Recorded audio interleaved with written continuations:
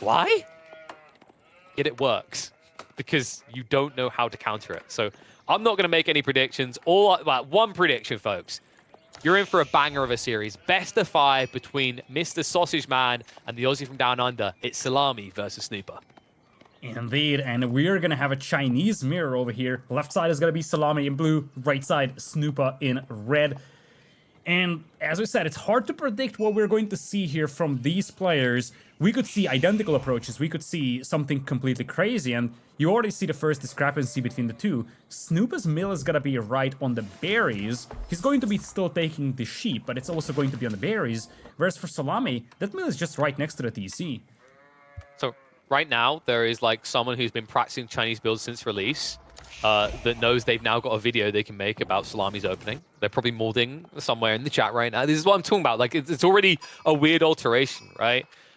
Village also, like, if he wants that wood line, he probably could have placed it closer. I prefer villages, as in the building, more aggressively postured because they're good garrison points.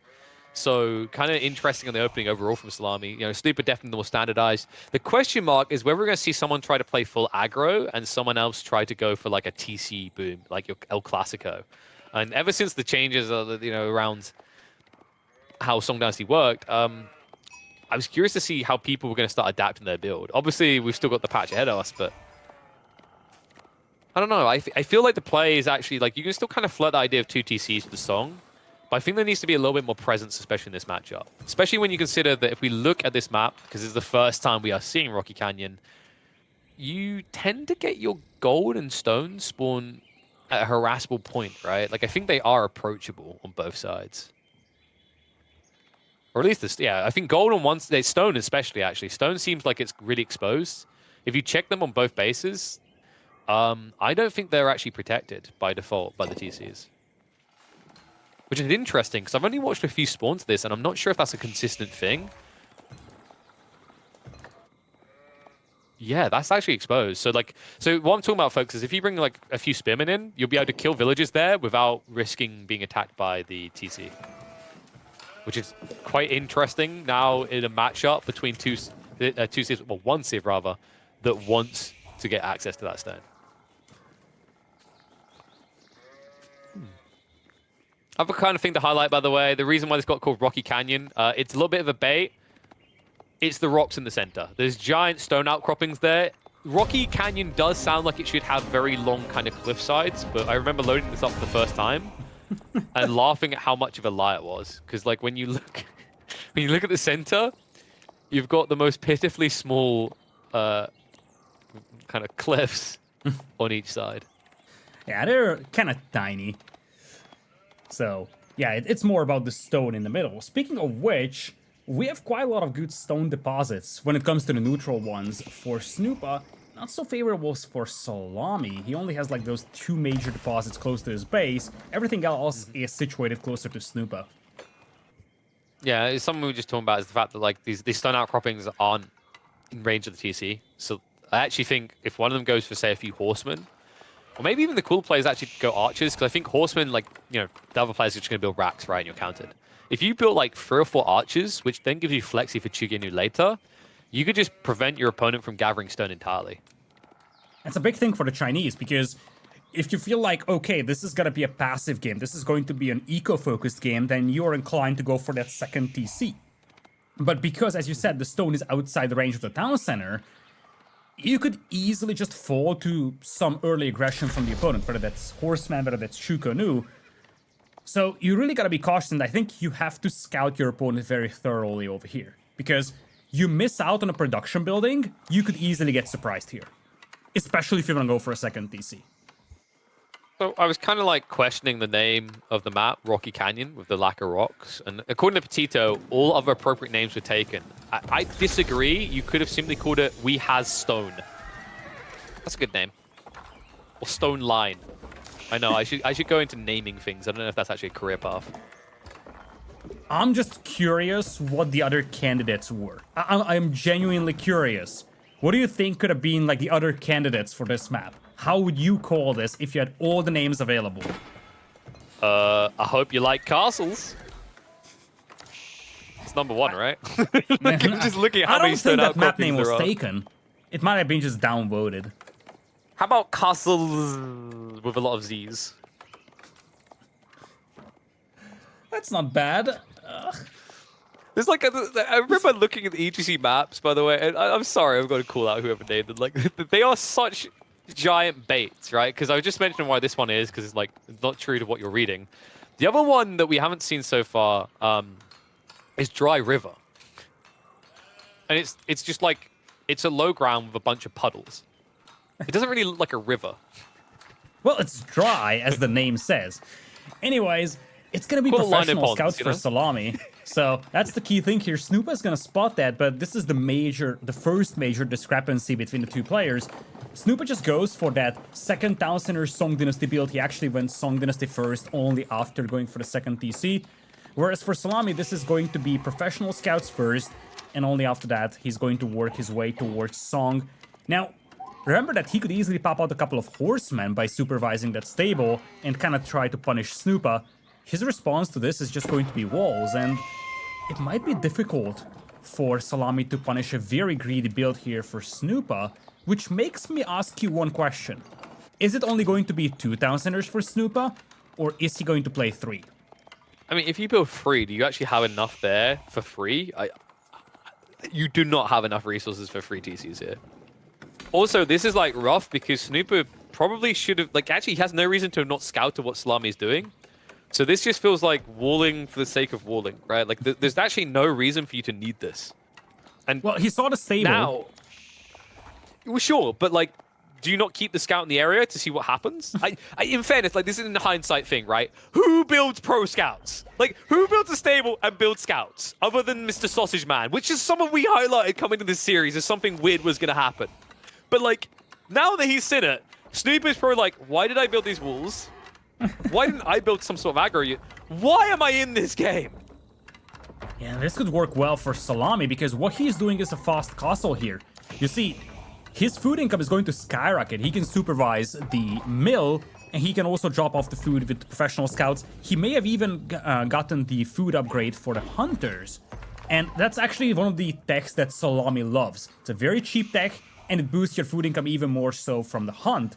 And I think this is, as I said, it's one thing that he's playing fast castle, but he's probably going to do so into relic control and then just a palace guard flood. I love this approach. I really do. Yeah, he hasn't got survival techniques yet. Like, I'm of the feeling that if you go on any sort of hunt, survival techniques pays for itself. It's actually valuable to have. And but he loves hasn't that gone for it yet. It's weird. You say he loves it, and like he's like, no, more optimal castle timing. Like, he actually has. He's got what he needs, right? He's very limited on wood. Like you see, he actually is -1 per minute. He didn't even have a single lumberjack. So, and the other thing, obviously, is that he just wanted to get to castle as fast as possible. So he didn't want to spend the gold on it. I'm actually curious whether he's going to get that back now. I don't feel like it's necessary now that he's depleted some of the hunt, but we'll have to see how that goes. I mean, you see that he's getting 3 stacks of hunt because his other, like his opponent in this game is also, I don't know if you noticed, but playing Chinese. Yep. With no military. I don't really count this scout, okay? This scout is like, when I say he's military, he looks at me with a confused face like, bruh, I just signed up for the free bed and food each week. I don't want to fight. So you've got nothing. And now you're building this spearman, which it's akin to having nothing for offensive play. Like, this is full turtle mode. Honestly, you know what you asked earlier, is Snoopa going to build 3 TCs? Screw it, Lidakor. Build 3 TCs. Let's do the full villager-only challenge with Snoopa. Because he's given over the rest of the map for free. Yeah, it's concerning for him, because if you look at the villager count, he only has an advantage of 5. The return of investment on the professional scouts approach from Szalami was much faster than the return of investment for the second TC for Snoopa. And this is going to give insane momentum for Szalami, and as you said, the entire map is under the control of Szalami. You go for monks, you start picking up relics, and knowing Szalami, I wouldn't even be surprised to see him trying to trade. There is a market to the right of his TC, and there is absolutely no threat right now on the playing field from Snoopa. He could get away with some trade here. And you know the crazy part is, like, Szalami's opening, we're like, huh? And it all makes sense. Like, Snoopa's going to look back at this opening of the mill and the TC, and it's going to be a face-palming moment. Like, why would you build a mill right here? It's literally because of the deer. Like, it was the pre-broadcasting of the imminent Pro Scouts play. it's going to be so frustrating to realize. Like, you know, Snoopa, he's going to try to catch up now in the castle age himself, but he's already behind. Lancers are hitting the field. Men at Arms are hitting the field, or rather Palace Guard. I wouldn't even be surprised if Szalami is looking to hoard relics. Like, he's actually in perfect position to take everything. He should, because don't forget, eventually that second DC is going to come into play for Snoopa. And Snoopa is also on the way to Castle Age. So Szalami needs to find a way to offset the future villager discrepancy, and relics, potentially even sacred sites, would be a great way of accomplishing that. But he needs to start capitalizing on that map control, because aside from picking up the hunt, he didn't really do so far. No monks on the field to pick up the relics. He isn't really trying to go for the sacred sites either. For now, it's just palace guards and lancers with the hope of doing some eco damage. Yeah, it's... I mean, the problem as well is, remember what I said in the last series about this whole idea of walls prevent the flood, right? But, like, the flood eventually just comes in stronger. That's what's going to be happening here. Now, Snoopa is trying to get crossbows, but he needs to be fast about this. I hope he's supervising, because he needs enough to prevent them from even breaching. If they actually break in for a second, I don't think he's going to have enough troops to chop through. Look at that. They don't even need to break through. Szalami is just going to chop his way through. Response is quick from Snoopa. He's pulling villagers to wall it in. He's going to need to be fast, though, but looks like the Lancer's going to get in. So no way stopping it. The Chinese tide is coming one way or the other. And look at that aggressive tower. He wants to keep the hole open. He just wants to flood in. Now, crossbows are out there. Don't forget, Chinese can supervise the archer range, but this is already troublesome for Snoopa because he's going to have to defend his eco here. And once again, Szalami will just have the whole map for himself. Szalami just needs to commit onto the crossbows quickly, get rid of that counter unit. Also, the point of this outpost is actually to get a spearman placement. Then he has to move his full wood line, which is idle time, plus a nuisance. So Snoopa wants to be able to stand his ground here. He doesn't want to be forced to shift across. It's just going to put him further behind in a situation where Szalami is already now shoveling relics into his temple. So now, although you are one TC down compared to Snoopa's build, you're going to have that influx of gold to keep this push going. And you start killing villagers.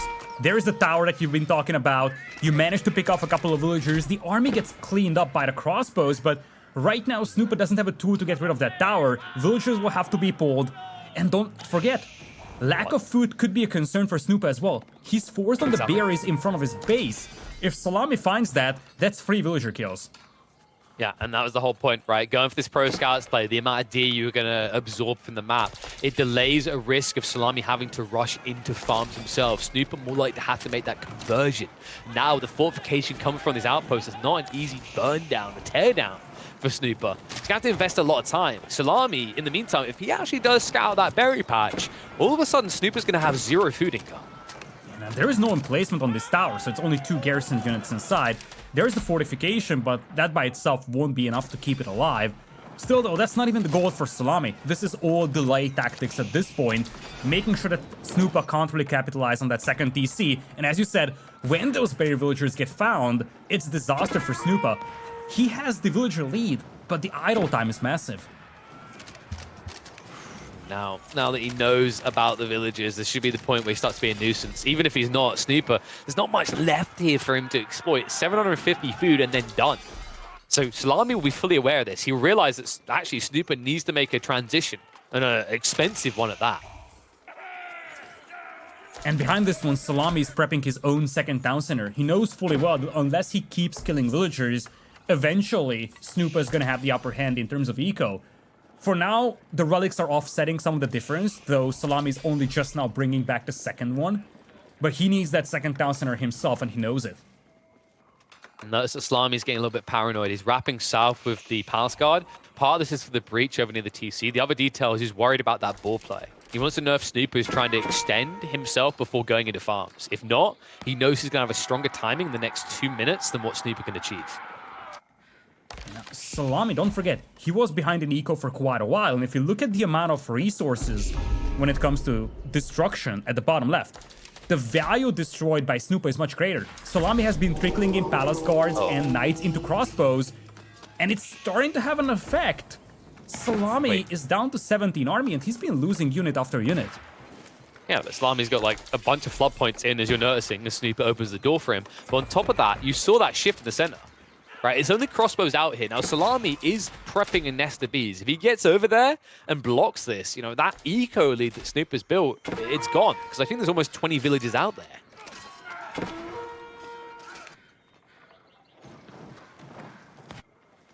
It's a tough one to kind of read, like, right now. I mean, the farms are being set up by Snoopa.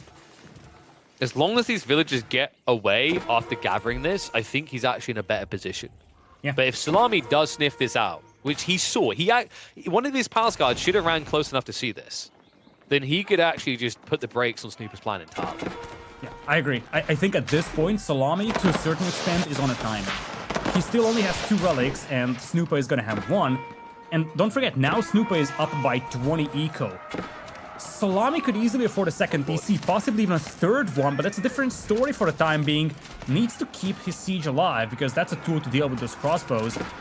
That's a flood, though. Where's Salami's army at? I mean, honestly, like, this nest of bees is never firing. Like, this is the problem. Szalami burnt his army everywhere at the same time. And now this nest of bees play can't do anything because Palace Guard are the absolute stinger here. They move too fast. If you move out of your base, you just get minced. And then even in his base, he's getting minced right now. Both nest of bees at risk of going down. Will just about save it. And has got the secondary nest of bees to cluster in onto those Palace Guard, but the villagers die alongside this. It's just going to put you further in debt compared to Snoopa's economy. Exactly. Cleanup is at least there for Szalami, and while this was happening, Snoopa's villagers had to run all the way back home from that forward mill. So there was a terrific amount of idle time here. A couple of villagers were also lost for Snoopa. You see, he's got 22 idle villagers. So Szalami still feels fine, but as we discussed, he needs to find a way to catch up in terms of economy, because it's not like he has a gigantic relic lead that would offset this. Now, he could go in multiple directions. He has enough stone for a keep. If he had momentum, he could try keep dropping. But I feel like at this point, you need to find a way to catch up in eco or finish this game in the next few minutes. Well, speaking of keep drops, Salami's looking to do exactly that. The interesting part is you mentioned Snoopa walked back from the center. He could have set up his own castle in that area. He could have easily just established dominance over one of the other berry patches and been fine. But now, by backing off the way he did, he gives Szalami an opportunity to move out again. He'll take it. Szalami has to take it. Look at the gold deposits for him. The crossbow army for Snoopa is actually blocking him from most of the accessible gold on his side of the valley. So he's gonna move all the way up here to take this gold. It's actually gonna be good because it's also going to deplete the accessible gold for Snoopa.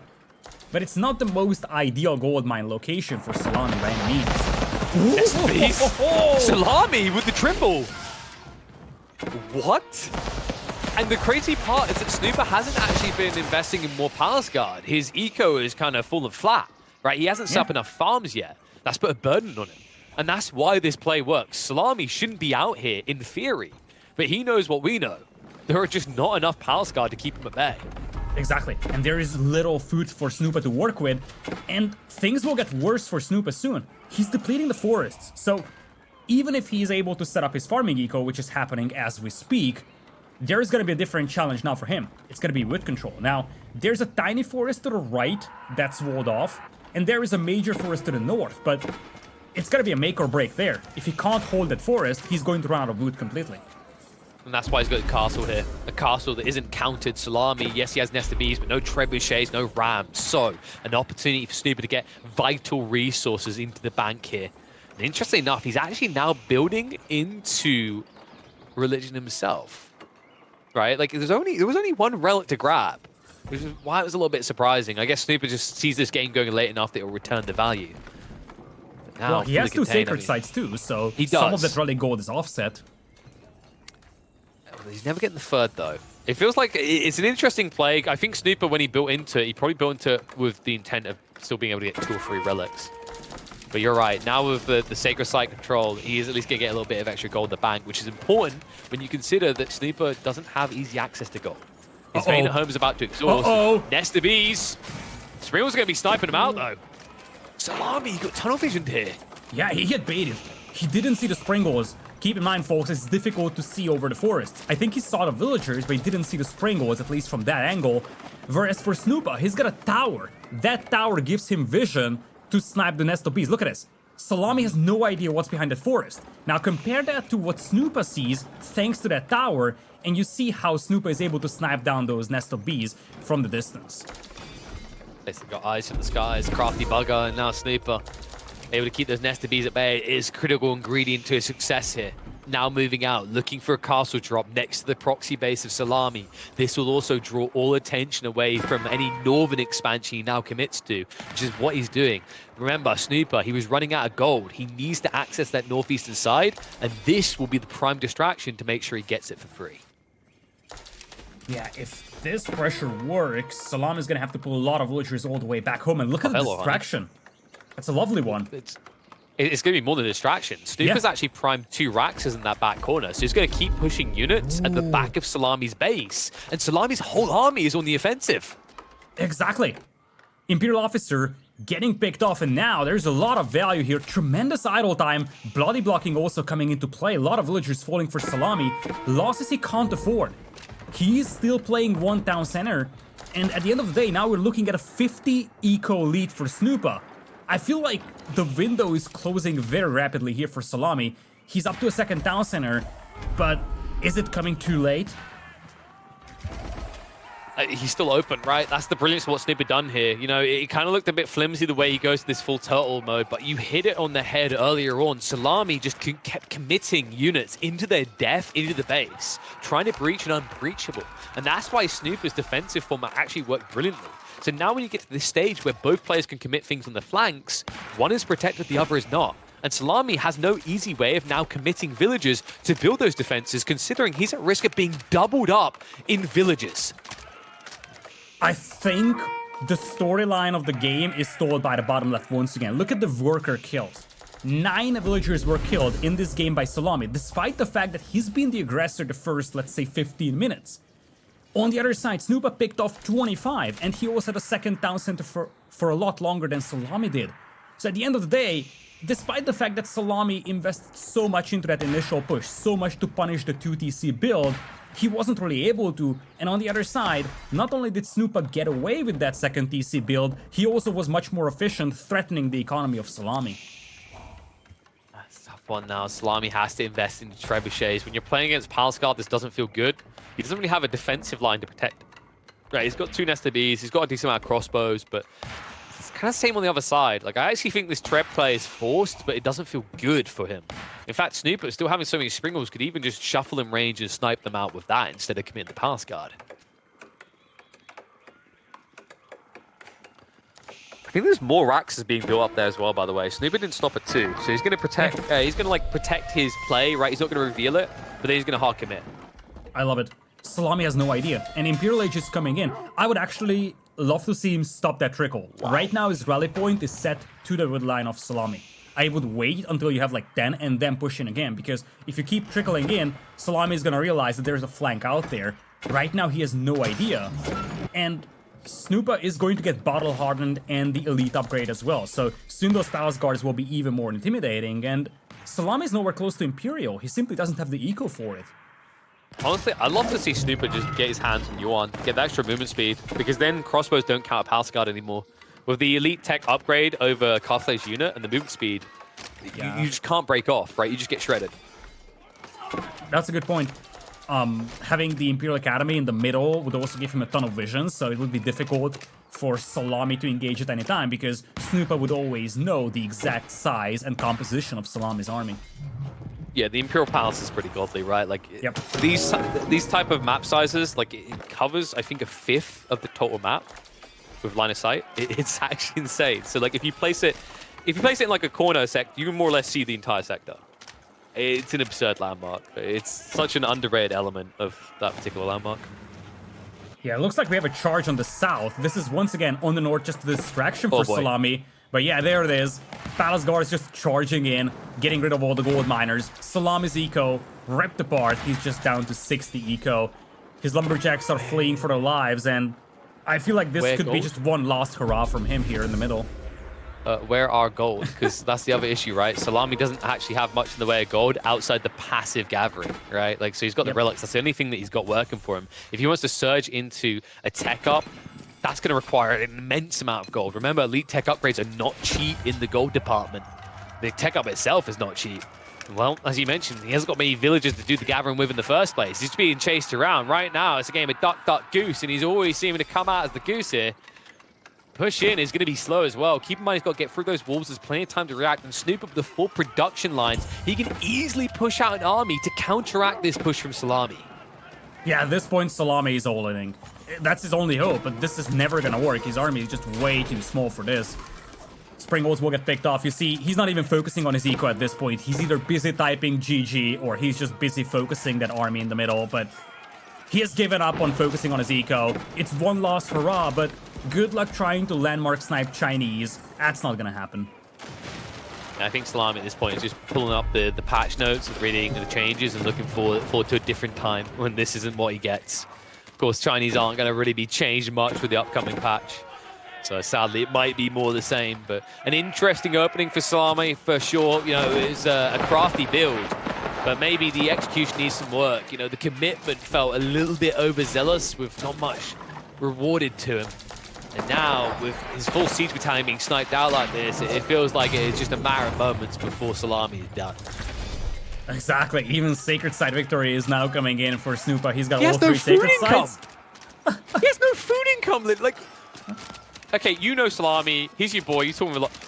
What is his thought process? Okay, there it is. I was wondering when we were going to get the call. GG is finally called. Snoopa will take map 1. Very interesting game over here. I feel like for a long time there was a huge upside in Szalami's build. He had insane initial momentum, but those walls that came in for Snoopa, they bought him enough time to get the crossbows out. Maybe if this wasn't a Chinese build from Snoopa where he could supervise the production, this could have worked. But he was able to get to sufficient crossbow numbers to just pick off those initial Palace Guards and Lancers. And don't forget, those are expensive units. And Szalami lost a lot of those precious units to the crossbows, killing only a few villagers. Even by minute 20, we were looking at 9 villagers in total killed by Szalami. The investment didn't really pay off. It didn't really yield the villager kills that he hoped for. No, I think he already knows. Like, looking back at that, he just rushed in with the men-at-arms, aka Palace Guard. It's the typical thing. When you crack Castle Age, men-at-arms are initially incredibly hard to deal with. It's probably the most effective point in the game, right? Palace Guard even more so, because although they're a little bit less chunky, they're much quicker. So he was just trying to capitalize on that to the maximum. The problem is, like, to begin with, diving Chinese isn't as easy as you'd think, right? Usually they'll have the static defenses set up at the walls, but also they have the hand cannon slits that counter you quite nicely. Kind of feels like even when you're on the clock like this, you need to wait until you've got enough. And I almost feel like chopping through the tree line like that, the way Szalami did, baited him more so than helped him, because he thought he could just go. Imagine if he just continued to, like, mass Palace Guard and finally torch through the wall with, say, 25-30. That being said, can't actually discount what Snoopa done here. He actually had a decent pace at which he was getting the crossbows. I think he may have even been supervising the archery range to get the first few out. And as we know, archery range into crossbows in small numbers will not solve the Palace Guard issue. But once you get to about 10, especially with static points and choke points, there's no easy way for Palace Guard to win out. Indeed. We're going to have game number 2 on a Basin. That's the first home map that Szalami has selected. It is going to be Ottomans versus the English, though. So an old school Turtle Age style civilization, possibly for Snoopa, could be very much eco-focused with the farms, possibly even a second feudal age town center. We have seen approaches like that before with the English, or a fast castle into the King's Palace. On the other side, Ottomans, not a civilization that you normally associate with booming and the defensive approach. So could we actually see Szalami just saying, yeah, the meta on this map is booming, it's defensive gameplay, but screw the meta, I'm just gonna go aggro. Well, it's about the meta specifically, right? For the Ottomans, that can actually be the saving grace on the offensive. The English is a tough cookie to crack. In fact, most people's kind of approach is just to crack Castle Age and come in with a hard siege. I think Ottomans, to a certain extent, are different. Their ability to just actually pump out a meta, get that attack speed, more or less the same as what the English have on the offensive, might be kind of a deal breaker that allows him to all in feudal. But you are still going to be playing up against longbows, right? And the initial breach might be difficult. Safer build for Szalami is likely to target a Castle Age timing. As we know, the Ottomans do have a pretty sexy Castle Age rush build. And then once you're there, you're passively producing the counter to a longbow spam. And at the same time, you're accessing knights that can go on the offensive. And as I mentioned, that meta once again comes into play. Sure, the English can do knights as well. Sure, they can defend with attack speed, aura, but you have the movement speed and attack speed on your side that they just can't really match. Yeah, that's going to be interesting, especially because we talked about this prior to game number 1. Basin is a map where you're hesitant to move out with your army because you're just afraid of losing it, getting caught off guard in the middle of nowhere. And if there is any civilization that's at an increased risk of having such thing happen to them, it's probably the English. You have a slow-moving army generally, you move out, you get caught off guard, you lose your entire army. So you really gotta be cautious if you're Snoopa moving out with your slow-moving army, whereas for Szalami, especially if he plays heavily towards cavalry, there is probably gonna be an opportunity to punish Snoopa should he move out of his base with his army. Yeah, it's like, it's kind of one of those things where usually when you're an English player, you know, up against like the Ottomans, you're probably going to build a few lombos, but not too many. You know, we saw earlier today someone actually just go for a full-in stables spam Sipahi build. I believe that was Sassy who done it, and it actually looked pretty effective against a range comp. So maybe we see that kind of alteration out of Szalami, or maybe it's just going to be more the standardized. I feel like there's two kind of go-to builds for the Ottomans that just work right now. You know, obviously I'm generalizing. There's some small sprinkles in between, like what you want to have as your top end, but typically it's mass feudal off the back of archery range play, or you castle age rush and then you play into crossbows and knights and push with passive siege. Both are formidable. Just curious to which one is going to go. By the way, shout out to all the people coming through the subs. I see the number is crawling up. We are now at 199. That number is a damn good number, but it's not quite where it needs to be. Ignore the 100 gold, because guys, when I say 199, like, you know, it kind of sounds good when you're buying something at a shop, but it doesn't sound well-rounded, right? It doesn't sound full. So I think what we need is an extra 70, and then we have a nice, well-rounded number. I'm not going to let you guys figure out what exactly the number. I'll let you know when we get there. But shout out to everyone so far. You guys are actually amazing. I feel like you underestimate the mental capabilities of the viewers if you think that they can't calculate 199 plus 70, but let's just leave it at that. They are a count better than me. I had to have a calculator out for that one, Lidakor, okay? Not gonna lie, sitting here with a calculator, I'm still tempted to just do what I done as a child and spell out boobs. It doesn't work on the Microsoft calculator. It puts commas in between. Who on earth uses Microsoft Calculator, though? Someone sitting in front of a Microsoft PC. All right. We have two players sitting in front of Microsoft PCs playing Age of Empires 4 here as we jump into game number 2. Snoopa is going to have the teal color this time around with the right side English, and left side is going to be Szalami with the Ottomans in red. Now, let me just whip my abacus out for this one. We're one game in. It's a best of 5, potential for 4 more here. I feel like this one could go the distance. You know, Szalami tries something crafty, something different in a mirror matchup where Snoopa's defensive approach won out. Let's see if we get a similar kind of events this time around. If Snoopa is just going to go full defensive, and if Szalami is just going to balls against the walls, all out aggress. Yeah. Just look at those woods ones, though. Like, you see what I'm talking about, right? Like, they just spawn 40 your base. It just creates this very defendable location. It's really well defendable. Now, you look at the gold spots, that could be a source of danger for Snoopa. All 3 of his gold mines to the south of his base, relatively open, and there is just no backup to the north for him. So if this gets scouted by Szalami, this should be the #1 angle of approach. It's like the other thing as well is if you look at it from Snoopa's perspective of where he wants to move for resources, this is kind of a nice area to shift into, right? You've got the deer even further down if he wants to try smuggle a pretty loose TC, or he can play to the forward side of his natural wood line and drop the deer there.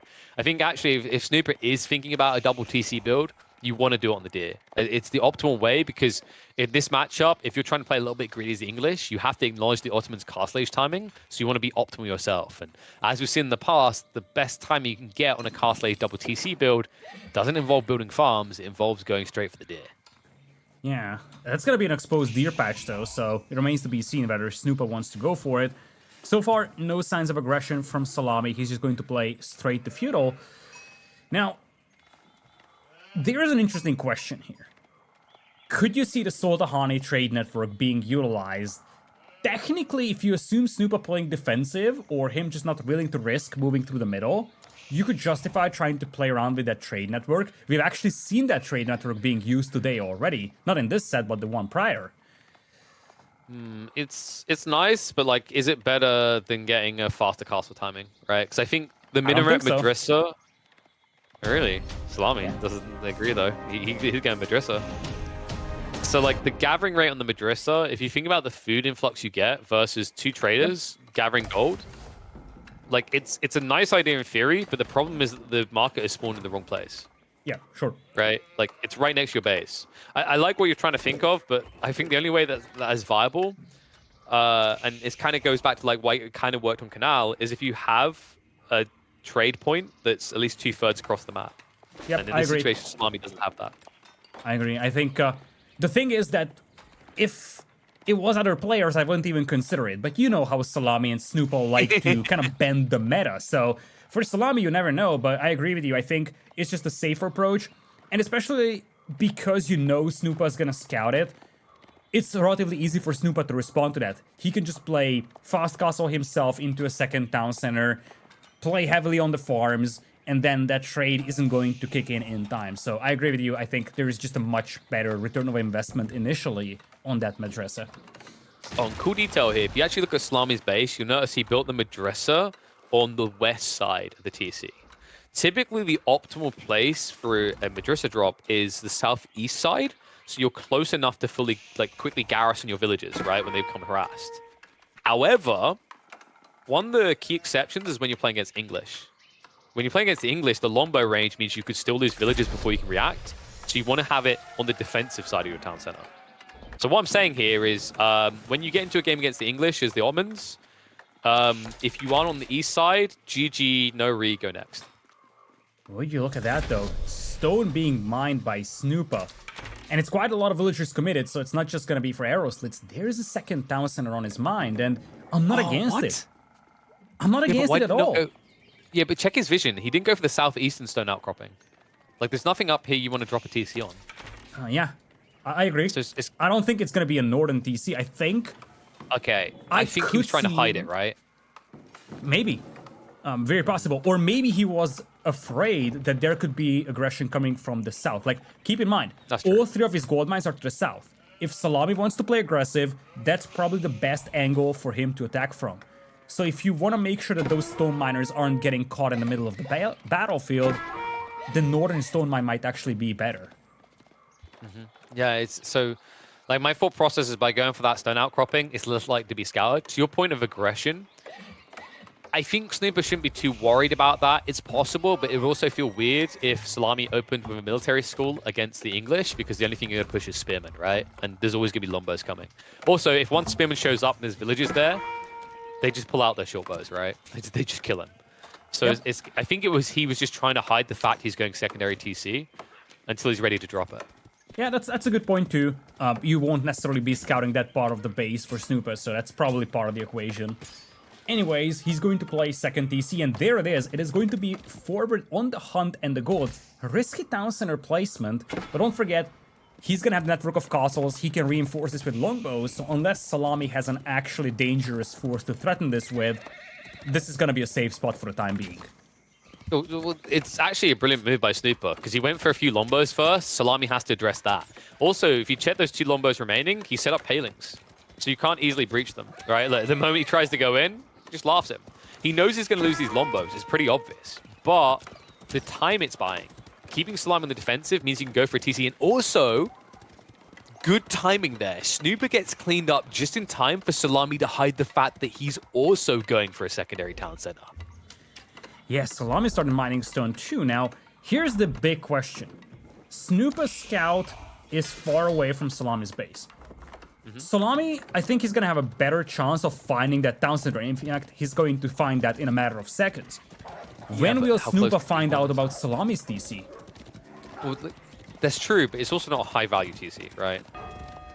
That's my one concern with what Szalami done there, is like he dropped this ultra-defensive TC, but he didn't need to. He just got map control, so he could have played out to the deer, the berries, like anything. Instead, he kind of played this like he's still playing the Chinese game, right? Like, it's like he's running it back in his head, like, what could I have done different? I should have went second TC quick. Because there's not really many civs that want to do condensed TCs. Usually it's civs like the Chinese, or maybe the Abbasids, because they feel like they have no map control. Or the English. English love to play with condensed TCs and that farming eco. I think English is a bit of a bait, though, right? Because, like, compared to those other civs, just a few units are really good early on. Like a few longbows are super premium, and also because of the way that you have this attack speed aura on the defensive, it's very hard for your opponents to do anything. Nice little sneak in, will snipe one villager, but speaking of those attack speeds, like the villagers, right? Like at this stage, 2 Sipahi doesn't do anything to that many villies. So Yeah, and Snoopa understands and just defends. And Snoopa picked off 2 scouts there, so vision is much more limited now for Szalami. Now, there's one big difference between the 2 players here. That is the resource bank. Look at Szalami's resource bank. He's getting close to Castle Age. Snoopa, not by a mile. So Szalami could easily beat him to Castle Age, and that could really be the point where it gets concerning for Snoopa. I think what we're seeing here is the power of the Madrasa. Right? That gathering speed on the berries has helped him a lot. The deer kind of compare, but not really. You haven't got farm set up. It's kind of crazy, actually, that Snoop is that far behind, though. Like, Lombos are a premium unit. They cost 90 resources as opposed to 80 in normal archers.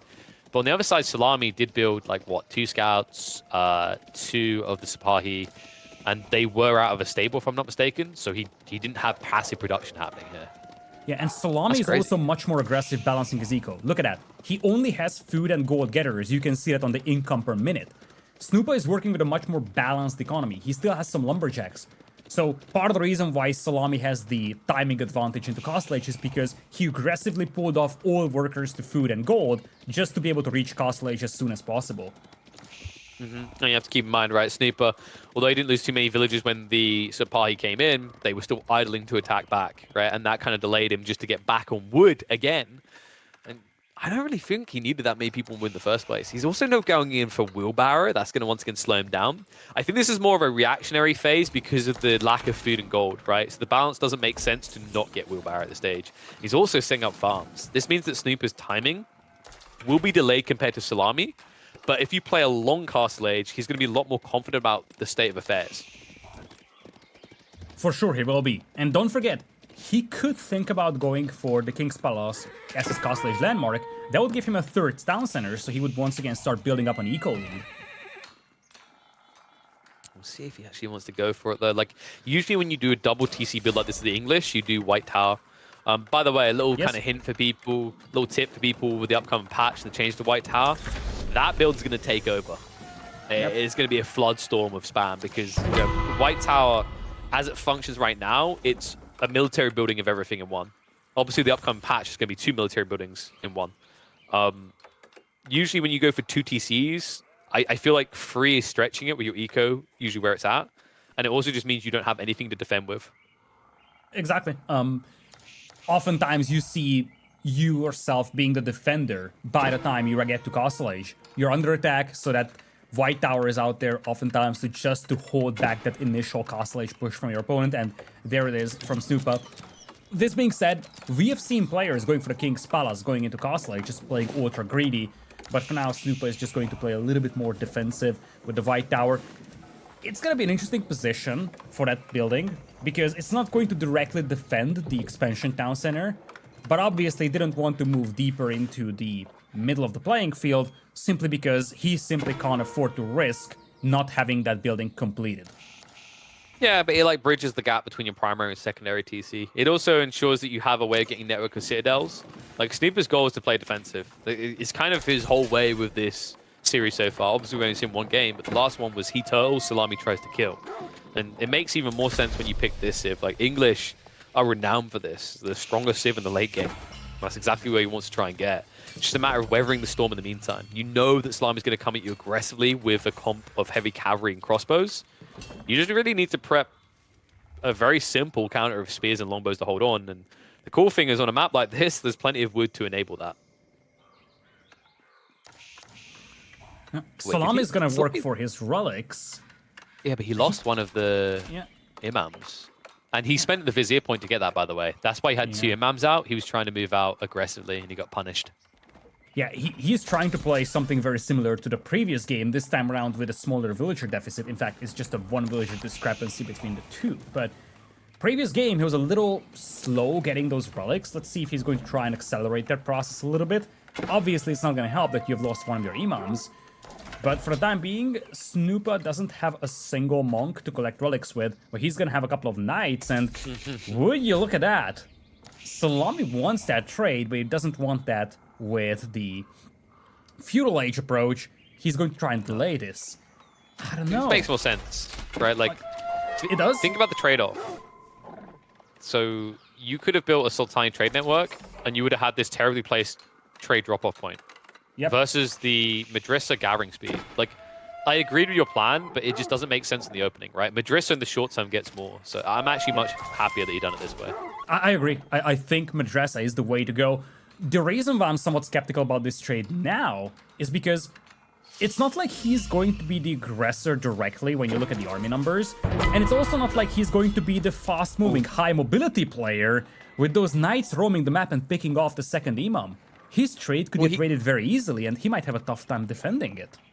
I think he kind of lulled himself into a false sense of security. When he saw the walls go up from Snoopa, he assumed this was a full turtle from the English, and he was wrong to assume this. Like, probably the most standardized play for English among above reaching castle age is to instantly go knights, right? Usually they go up to 4 stables, they spam them out, and that's it. It's like a one-brain move, but it works.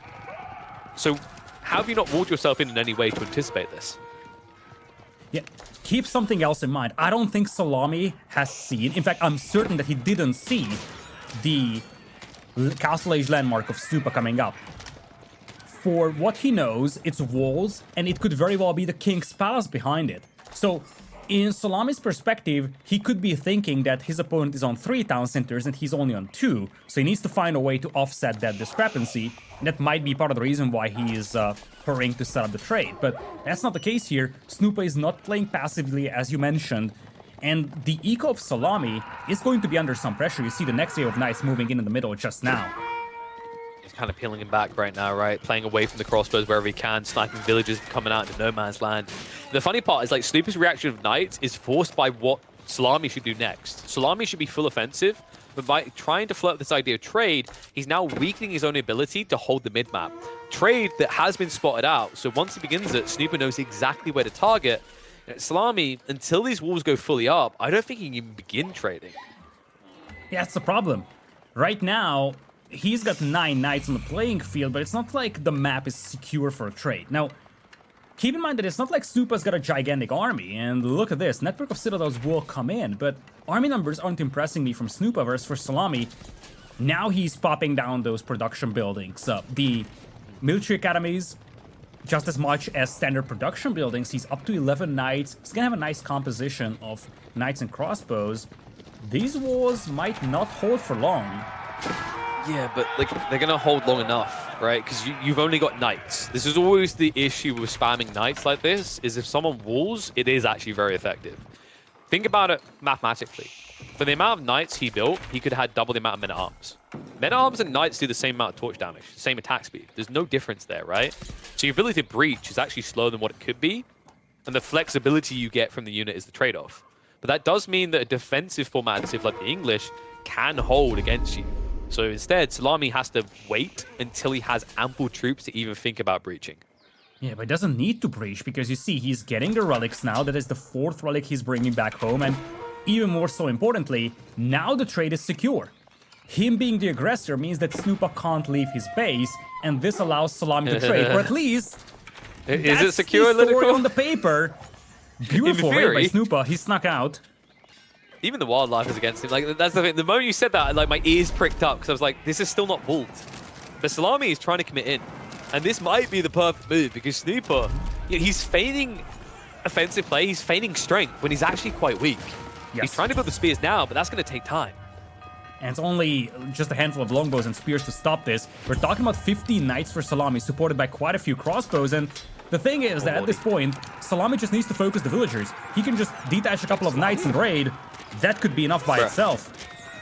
He commits into the hard fight here. He goes straight after the military force. Now, there is not enough spears here to counter him out. So, brilliant read by Szalami to identify how weak Snoopa is. Army about to go to 0. Knights are not at home. They're raiding on the other side. And sure, they are going to chip away at that trade attempt by Szalami, but more damage is going to be done here. Yeah, the key thing for Szalami here is that he might lose a couple of traders, but at the end of the day, he still has 10 knights inside the opponent's base with nothing for Snoopa left to stop this with. Every single villager will have to be pulled, and the eco of Snoopa will be crippled. He needs more racks. Like, that's the problem. He needs more racks right now. He doesn't actually have the greatest of food now that he's been forced off his farms. Probably wishes that he doubled the amount of racks he had if he could actually go back and do it again, but that's not the way the Age of Empire 4 works. There is actually an RTS that allows you to time travel, but it's not this one. Most of the nights are being cleaned up, but idle time, dead villages, the walls that Szalami is now establishing is going to guarantee him a stronger late time in this game. Look at the positioning of those walls right in front of the opponent's base, pulling like a dozen villagers to make it. He wants to set up that trade. He's willing to throw away his knights to accomplish this, and the value here for these knights is still massive. They'll be cleaned up eventually, but Snoopa's eco, it has taken a massive beating. All right, here's a crazy thought for you. How much more damage would Szalami have done here if he had a single meta? Probably 10 more villagers, I would say, or comparable. It's crazy, right? Like, yep. I think he has a Vizier point spare, right? Or maybe like the Imam play wasn't worth it because it didn't pay off. That's hindsight.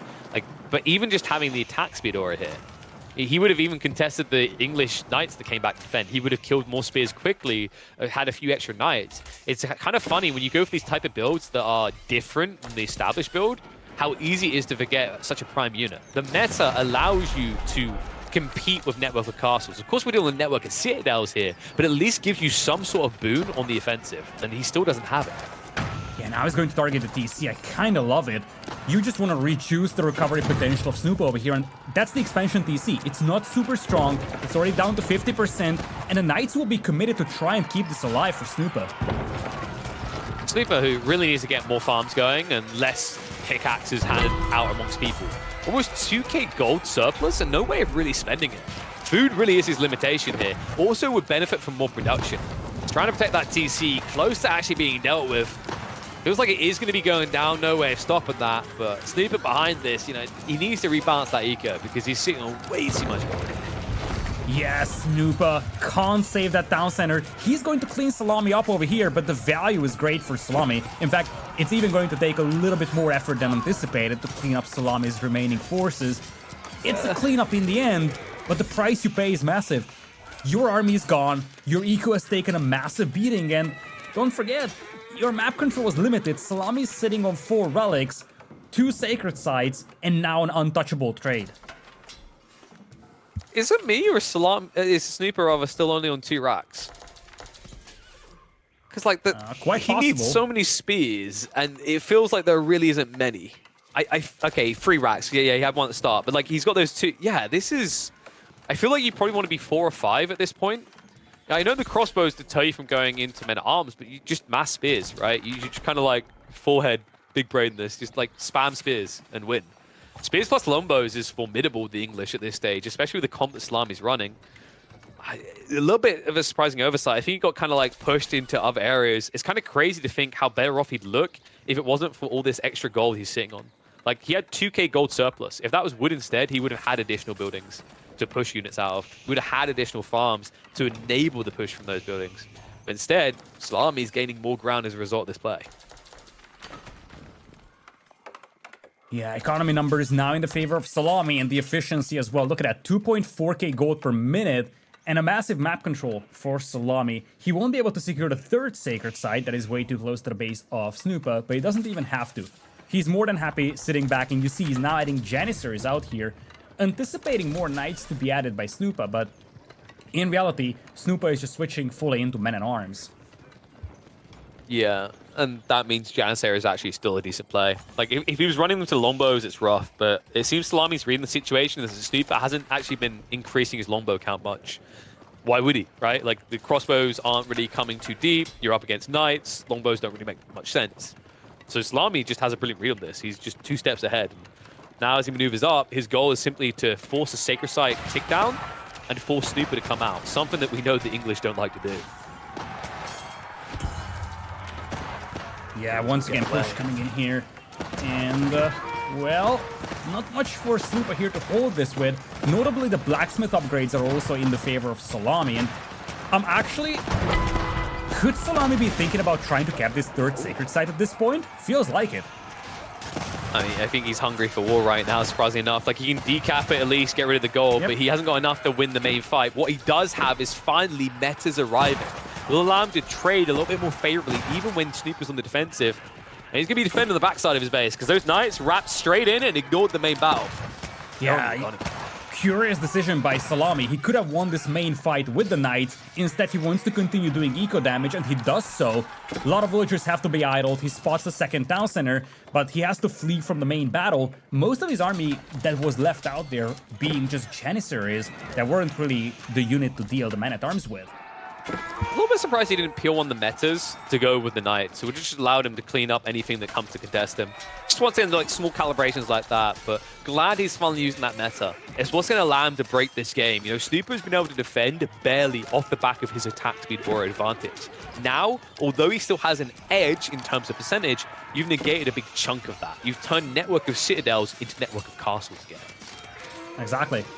For now, Snoopa is holding this, and Szalami's army numbers aren't looking terrific, but it's going to be an even trade, and that even-ish trade is something that Szalami is more than happy about, because behind this, he's building up a monstrous trade. He's up to 140 eco, and he's got 4,000 gold per minute. He could buy Imperial any moment. Yeah, so even trade is not even trade at all. It's quite an absurd exploitation of trade at this point. I mean, Szalami... It's reached that phase, right, that you kind of get in AoE for a lot of time where Snoopa probably knows that he's being played, right? Like this back and forth affair, this feeling that you're actually winning the battle, something has to be happening behind this. Because every time Szalami loses an army, another one just magically appears. Snoopa saw the trade. He knows fully well what's going on. He knows fully well that Szalami is trading behind this. At this point, he's just hoping that the English farming will get him back into this game. Now, he's got enough stone for 2 keeps. And I think this is the moment where you probably want to smash one on the front indeed. And just start to creep up with that network of citadels buff. Might even try to stop Szalami's keep. Yeah, Szalami didn't bring enough villages for this. Longbow should be able to pick him apart. Frontline will hold long enough. There's a beefy men-at-arms, remember, with the armor-clad. So Castle is going to be denied. Szalami won't be able to consolidate in the center. Looks like he might. Villagers aren't being focused. Snoopa. There's textiles there as well. They're actually going to get up. Snoopa had the opportunity, but he wasn't focus firing on the villagers. It's going to complete. Oh, he could have stopped this. He could have stopped this if he focused the villagers a little sooner. Now there is a keep to break through, and his momentum will shrink so much by having that keep out there for Szalami. There was no way that keep should have went up. Snoopa, he was trying to focus fire on the front line. You know, before he was like, oh, but there was like 6 villagers left. There's no way that they died there quick enough, KP. You know, it's that snowball effect. When you've got more villagers building, you build faster, right? So if you start sniping them sooner, it's actually not as close as you think. He'll probably end up at 95% with all villagers dead and have to go for a repull. Instead, Snoopa now has to reset, set up his own defensive line. He knows this trade is happening. He has to. He scoured it before it even began. Yet he still has no way of accessing it. Now, you're saying that, but that's a very long wall for Szalami to protect, and most of that is just undefended. And I think there could even be a chop-through attempt here by Snoopa. He pulled a bunch of villagers. I'm not sure if there is any forest incorporated in that wall, but even if there isn't, yeah, there is not. You just pull the villagers and you burn your way through. He just wants access to that trade. He only has 2 Lancers though to raid with, so unless he manages to get a direct push to those markets, it's not like he can threaten it directly. Wait. Szalami. Okay, this one he'll admit he can't get up in time. But there is an assault coming, a counter-attack. And it's going to cut you where it hurts most, on the flank. All the squishy units lie. They stab him from the side. Villager's going to recommit to build up here. And those are villagers from Snoopa right there. Don't be deceived by the military numbers. He actually doesn't have the advantage here. Not at all. He's got villagers out here. They will be picked off one by one. Szalami pulled his villagers. He's got to be able to complete this keep eventually. And all that Snoopa can hope for is just trying to pick off as many villagers as he can. But he's going to get cleaned up over here, going down to just 18 army. Where is the reinforcements, you might ask? And the answer is, well, we're struggling to find it ourselves. Oh, yeah, they're on the next map. I mean, he gets away, but like you don't really get away here, right? Like he knows there's no Szalami, right? He's not the main character from Memento. His short-term memory works correctly. Yeah. He will remember what he just saw. I hope, like, if you're Snoopa, you're trying to hide 1 or 2 villagers over here. This is not the way to go. You would sacrifice 6 villagers to those crossbows to keep 2 villagers alive and try to get some sneaky stables. Instead, directly brute forcing your way through trying to get some towers going is not the way to go. this is not going up. So, you know what is going up? Both of these players into Imperial Age, and you'd think that that's better for the English, but it's not. Not with what Salami's done here. Seagate Castle with this much trade, his economy is actually going to be no pushover. Snoopa is also in a situation where he doesn't really have much in terms of like territory to burn, right? If he takes a bad fight, where do you go? You're basically at your main base already. Precisely. He is out of resources inside his base. He's going to have to move towards that large gold mine on the north. And the passive gold income, don't forget that. That's massive. We're talking about 4-to-1 relic ratio in the favor of Szalami and 2-to-1 for the sacred sites. That's a big discrepancy in passive gold that will most likely just by itself offset the English gold boost from the farms. And then you even have the gold income from the trade for Szalami. Yeah, it's the fact that you get a 40% movement speed buff via the Seagate Castle, and any other keep in the area that's going to allow them to just bolster it. Like, you know, some people, like, they see 40% income increase. It kind of is in terms of the movement speed, right? It sets you in that situation that you're gathering that much gold extra. And, you know, when you talk about this stage of the game, what's finite? It's the pop cap, right? That's the thing that's going to run out here. So if you can be more efficient with those traders, that's going to enable you to push more military. Wouldn't be surprised if Szalami continues to just push his production lines forward here, so you can kind of have that death machine churning on, right? Where you push the pop cap and instantly lose it and then instantly replaced. Exactly, he's gonna have to. Otherwise, it's gonna be difficult to keep up momentum having so far away to go for your reinforcements. Now, Matter could get picked off over here if you're not cautious. Almost getting picked, but in the end survives and buffs this army up. No upgrades from Imperial Age just yet for Szalami. Elite longbows are in though for Snoopa, but they're not all buffed by network of citadels. You know, Szalami is actually prioritizing going into the shutter trigger, so he wants to try and counter out the siege side. Lost in the fight here, though. He needs to back away. Even though he's got the nectars, it just doesn't really compete with network of citadels. He does still have those keeps to hide behind, though, so don't expect Snoopa to instantly turn to raiding. Speaking of raiding potential, he stopped going cavalry entirely. I think Snoopa understands that this is full static comp from here on out. Yeah, now, static battles are battles that the English love. But once again, the concern here for Snoopa is that it feels unlikely that he can match the economical power of the Ottomans with such a trade going on. Like, look at the income per minute.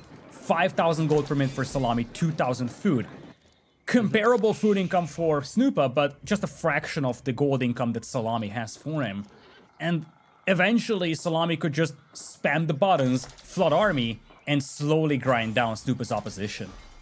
Yeah, but like the weird part is how long with this much gold it took him to start getting the tech upgrades, right? I think the crossbow was after, was it not after the fight we just saw that he started to upgrade that? He still hasn't actually upgraded knights, even though he's committed to him as well. And the Jannies, I mean, like the Jannies aren't as good as you'd think, right? Up against this comp. You know, up against men-at-arms where they're that chunky, up against the Lombos as well, you're kind of hard counted. The Mangonels are his saving grace, but if Szalami finds a way of weaving in more melee or just going into hard siege, all of a sudden, Snoopa's army doesn't look so formidable. Yeah, exactly. That's the problem. For the time being... Oh, wait a second. I see a great bombard being added. I just want to see that on the battlefield. Against mass men-at-arms. Men-at-arms that aren't designed to win a straight-up fight quickly. They're just meant to outlast.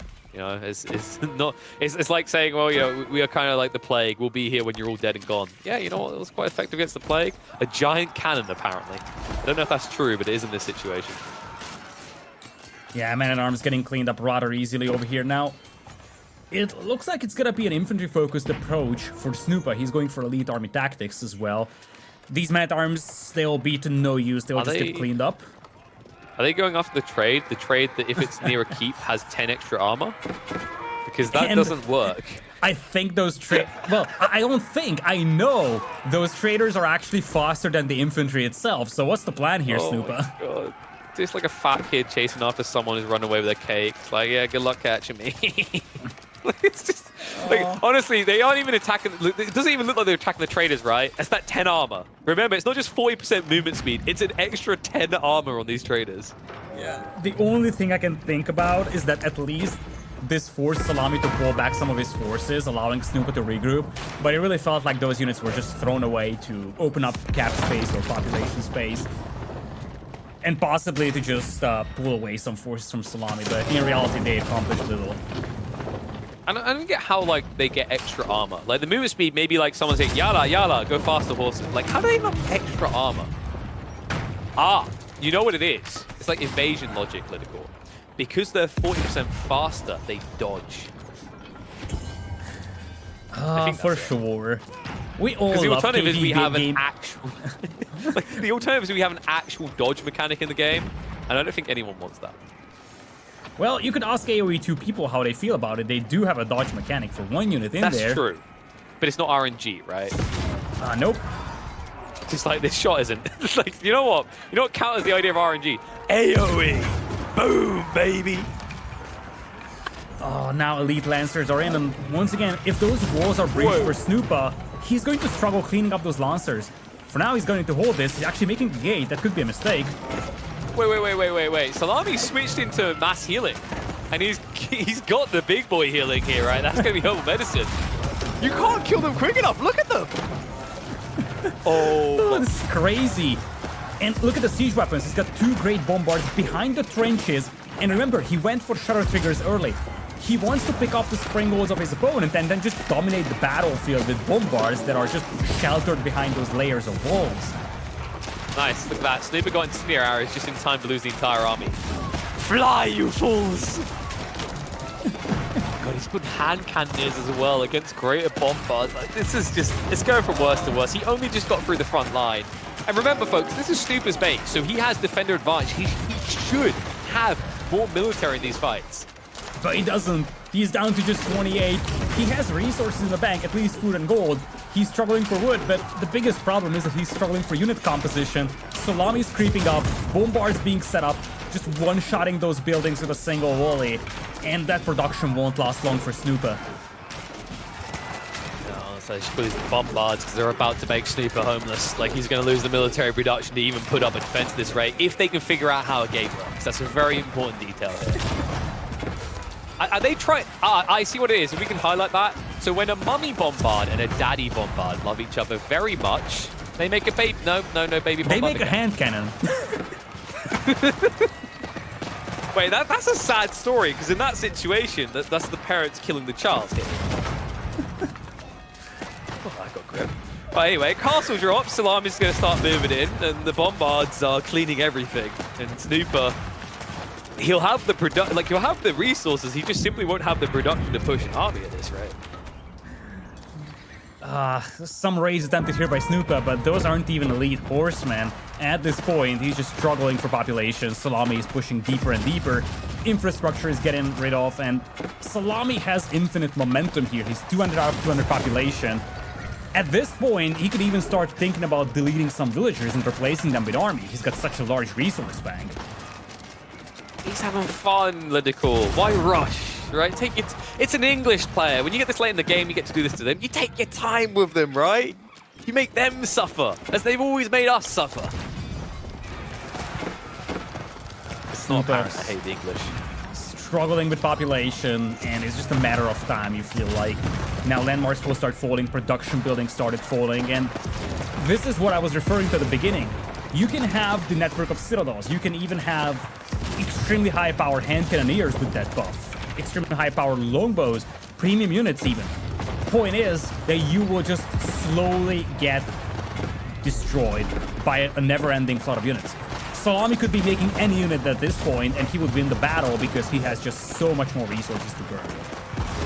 Yeah, and Szalami's like, I've had my fun. I'm not going to blow up your entire base. I'm just going to target these landmarks that will get me a victory. Doesn't mean we're getting some distance in this series. The second game swings the other way. We're 1-1 apiece, and this just turned into a best of 3. Lovely game over here. Started out a little shaky for Szalami. It felt like that trade was never going to get going, but then that one momentum in the middle, and if you take a look at the villager graph, it's a little difficult to see, but that's around the 17-16 minute mark when Szalami really was able to break into the opponent's base, get some eco damage done, and just kind of box Snoopa inside his base. That's the moment which allowed Szalami to set up those walls and eventually start having that trade set up. So if you look at, let's say, the total resource income, hopefully Wodka's going to show that to us, you can see that the real boom for Szalami begins at like minute 20 after those walls went up. Obviously, initially those resources start to be burnt, but you see he crosses that 4,000 resource mark at around the 20-minute mark. That's where the trade really started to get going.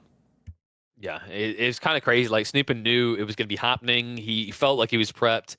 It's kind of this weird give and take in that mid game where there's what you should do and they kind of both defied it, right? Like with this situation where you'd expect Szalami to want to be more offensive after the Castlades cracks in, he plays a little bit more defensive. That then enables Snoopa, who is prepping defense forces, to go offensive. He skirmishes, but inevitably starts losing the knights, and that puts him behind. And this game just turned into a beautiful kind of affair of reactions, right? You make a slip up or a mistake, I counter, now I have the edge. So why you saw this brilliant dynamic in the Castle Age era where it wasn't totally apparent who had control of the game until we reached into the Imperial Age, when you arrive at a stage where everyone would bank money on English, and all of a sudden we're screaming about how powerful the trade is for the Ottomans. And it looks like we are going to Holy Island in game number 3. Just 4 minutes left to go. And we are going to have another mirror out here. This time around, it is going to be double Rus. Oh, man. It's been a while since we got some double Rus on a water hybrid map. This is like 8 minutes of someone calls GG, right? I think that's how I remember those working. That was always the way, right? Usually on Boulder Bay, but maybe Early Island will give us a little bit more of the same. God, I hated those days. I say those days as if they're actually gone, but they still happen, don't they, Lida? They do. Lida? Yeah, I'm still here, a little dark, but still alive. Got it. So having to watch English and then, and then watching Rus mirrors, like everything's gone dark in your world. I understand fully, my friend. And we started off with Chinese mirror as well. I mean, I can't blame you. I'd want to give up too. What is there anything what's the next thing that could pain us more? Maybe like a Bassid mirror? Quite possibly. I'm going to stop. I'm going to give myself... Maybe if both... Actually, I feel like double Malians wouldn't pay me because it's like they both get what they deserve, right? Pour one out for the Malian mains who are about to lose their Civ. Well, people come into the chat saying French mirror... In fairness, French mirrors can be pog, okay? Because, like, use your knights well, find the aggressive value. I'd take a French mirror over a Malian mirror or a Rus mirror any day of the week. Look who's back. Oh, you've returned, have you? Apparently. You can make up your mind, Do you want to be a ghost or do you want to be a person? Can I be a ghost? Like, I feel like being a ghost would be fun for like a few years and then really boring, right? Like, woo, look at me. I can do whatever I want. I can hear everyone's secrets. I can poltergeist them up, right? I control them. Then you just get bored. You could haunt people, though. You know what might save you is actually, like, screw the haunting.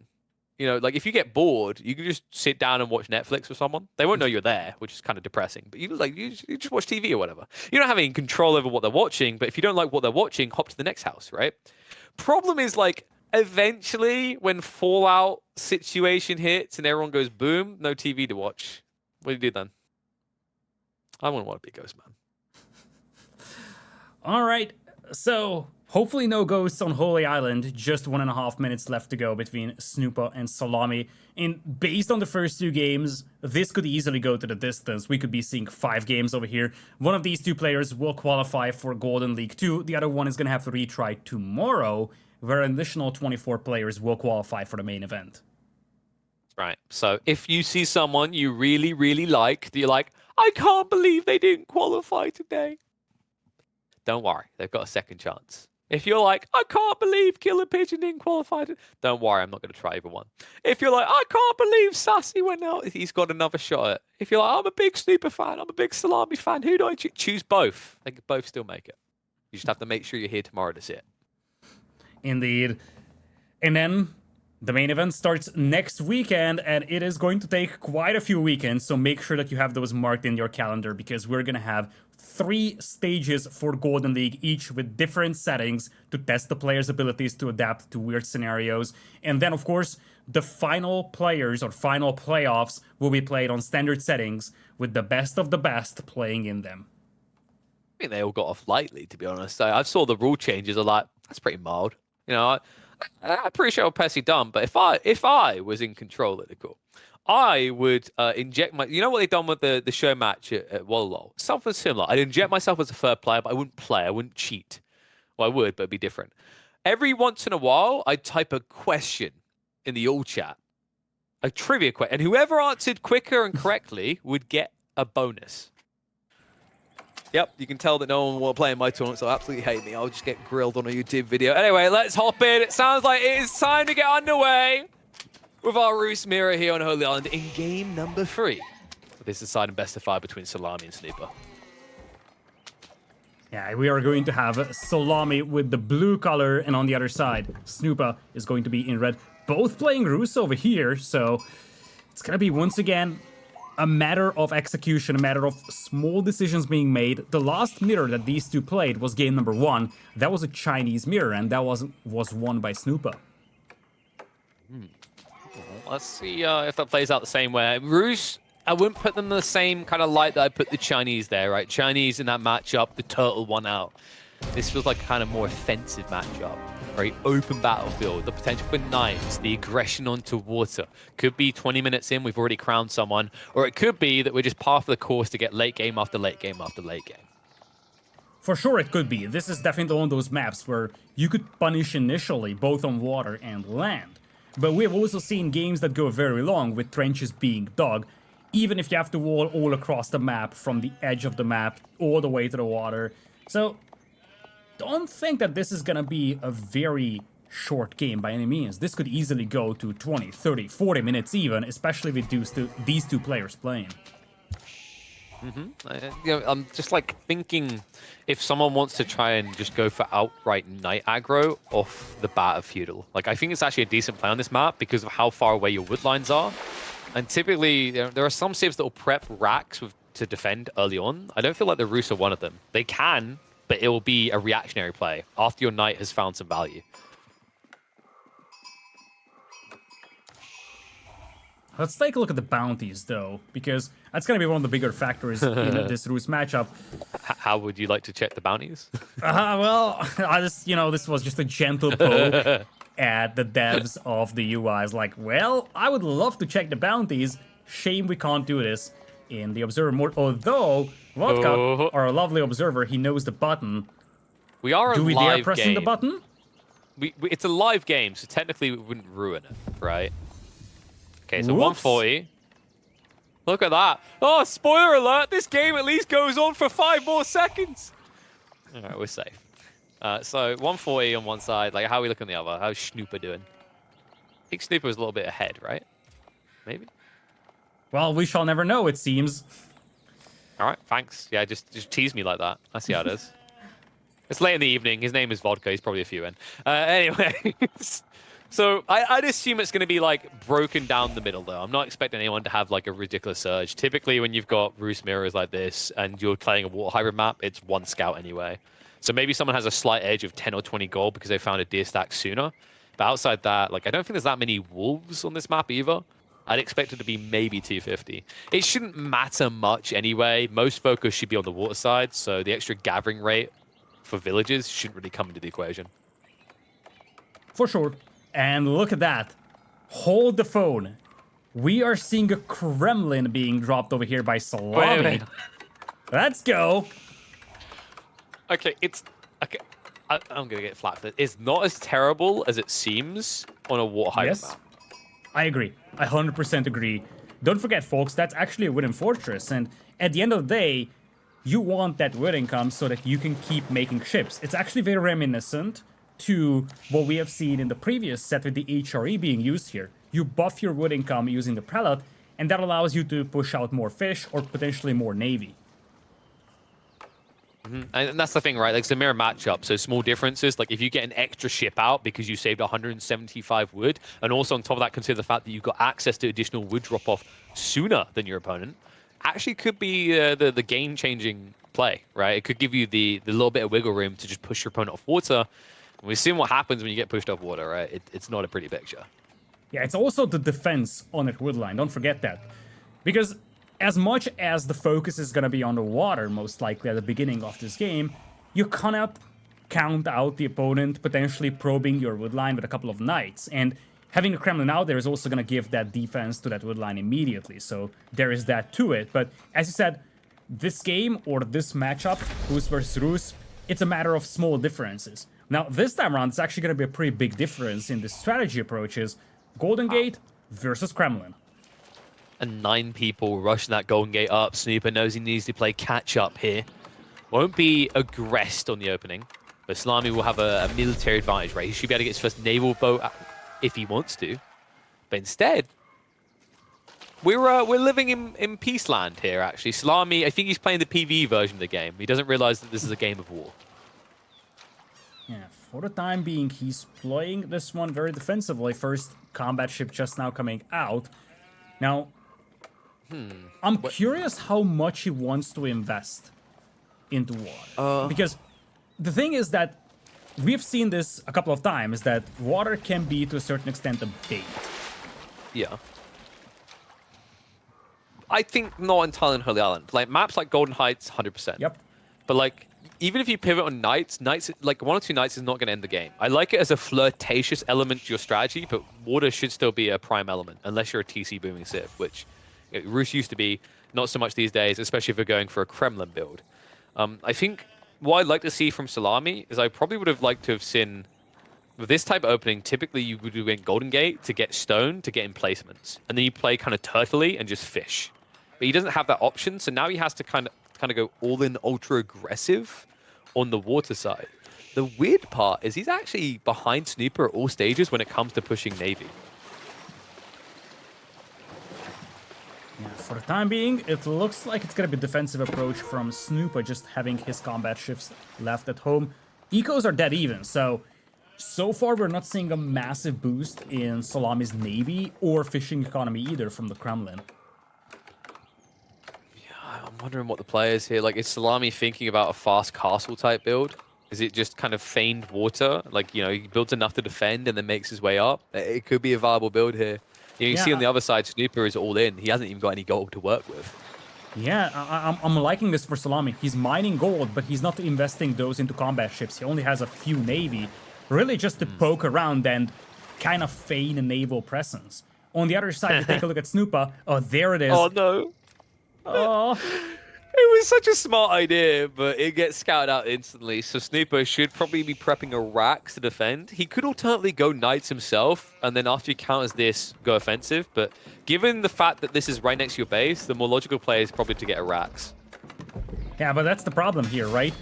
This is something that Szalami is getting momentum from, having forced the opponent to go for barracks, something that you don't necessarily want to do as a Rus player. So from that perspective, this is pretty good for Szalami, and look at that, he's creeping up, might actually pick a villager.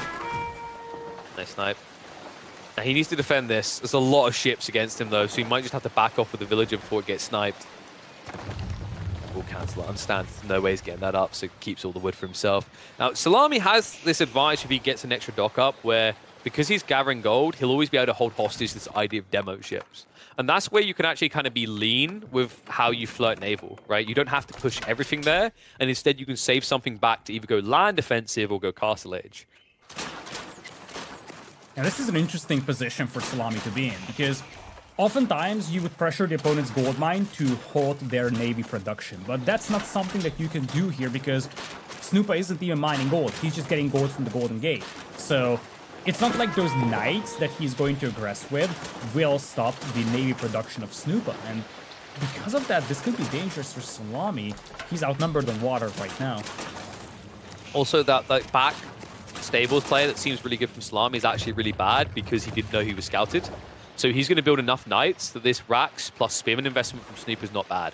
It'll be good, right? Like, if you built no knights, that's not, like, if you knew you're being scouted and you're Szalami, you build no knights. Because at that stage, Snoopa builds a Rax plus several Spearmen. That's just eco you don't have to invest in a moot point. Now, with this kind of concave approach to the way that he's harvesting wood, you actually have nothing you can kill on land with these knights. Exactly. Like, you see, he's even hiding the knights in that little pocket to chop down a tree, hiding the knights inside the forest, so that even if a scout passes by, it wouldn't see them immediately. But, as you said, it's like, once you see the stable, it's like, you know knights are coming. It's just a matter of how many. You're like, oh no, is Szalami doing the pro scouts play again? Why is there a stables here? Strokes chin. I think this might be the best situation for Szalami, is that Snoopa's coming out though. Like, you'll lose the stables, but now if you just run past them, you can dive the base, right? Problem I see is what's happening on the water side. Like, Snoopa has numbers on his side. Demo ships aren't being utilized by Szalami. He gets caught not looking, so just wastes one. And Snoopa is trying to wrap around, but remember, the fishing boats are here, so this is full vision for Szalami. He sees the flank attack. Yeah, nice little raid by the Knights, though. Spearman nowhere to be found. He's gonna have to take a good fight over here. Much more demos available for Snoopa. And here they come. Beautiful picks, though, by Szalami. Yeah, Snoopa, he didn't peel them. He done that thing that so many people do, right? You got free, you think it should get in, but if I'm not mistaken, I do believe that the hitboxes on demo ships for the Rus are bigger than other civs, so it's easier to get saturated by arrow fire. I'd love to get a double check on that, but it looks like it was, right? Like, it's so much easier. Every time I watch Rus players, it feels like they lose their demo ships when they flood them like that at a higher rate than any other civ. He was distracted too. He was distracted by those Knights raiding his lumberjacks, and in the end he lost quite a few villagers out there. Knights still alive. He has to pursue them with the spearman, and he's coming in for the run. Look at that. He's sending in the Knights to the wood line, and at the same time pushing on the water. It's once again a matter of distraction for Snoopa. I mean, that's more villagers just dead, right? So he's killed a bunch in the base of the Knights. He's killed a bunch that keep coming out to try and build up these docks. Like, Snoopa is hemorrhaging eco. He can't afford to lose, especially after how scrappy the last fight was. Exactly. Keep in mind that it is, to a certain extent, a wood game. Whoever has better wood income is going to have more navy. And right now, Szalami has that advantage because he idles so much of Snoopa's economy. Szalami, he's got a lot of food. Like, we might be looking at a castle switch up now. I think it's probably his best maneuver because he should know he has eco advantage, right? Like, he hasn't hemorrhaged much in the way of worker force. He's killed off several of Snoopa's. And Snoopa, you know, as long as you kind of match his military pace, you'll have surplus eco with that logic, right? So it's just naturally a situation where if both of them do eventually target Castle Age, Szalami should always be ahead.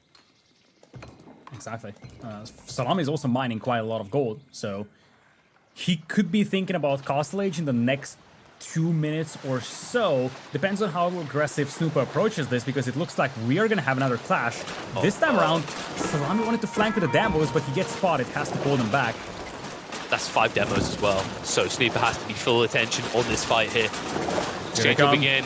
Scrolls moving in. Cover fire from Szalami as he goes in deeper. That's going to force Snoopa to fully retract. But he can't get away quick enough with demos. Here they come. Blocked out. Beautiful snipes. Demos, they're going to get in. Just needs to hit the detonate. Heavy damage done. A worthwhile exchange, and now Snoopa needs to retreat. Well, retreat with what? His fleet is at the bottom of the sea. Beautiful demo hits there by Szalami. Beautiful pinch. In the end, he loses a bunch of ships himself, but he's got reinforcements coming in. Seems like he's winning the water, and it is Snoopa who has to pull back. Yeah, and how far can you pull back, right? You're going to idle eco now as well. This is the worst case scenario for Szalami. He was losing this offensive battle on land. Now he's losing it on sea. Szalami, close to what he needs to go for a tech up, just now needs to fix his gold. First, he will reinvest in the demos, though. If he gets a wipe on the remaining Springwell ships, this is all over. Exactly, a lot of damaged ships out there from both parties. And look at that, demos now coming in here for Szalami. Not a single demo for Snoopa to turn this around. You gotta be careful, you need 3 demo ships to kill fishing boats. It's not worth it. He'll just turn and pivot onto the main fleet, and once again, it's a slow retreat. Szalami gets in again. Snoopa taking heavy casualties here, and lacking the demo ships himself to clean up Salami's fleet.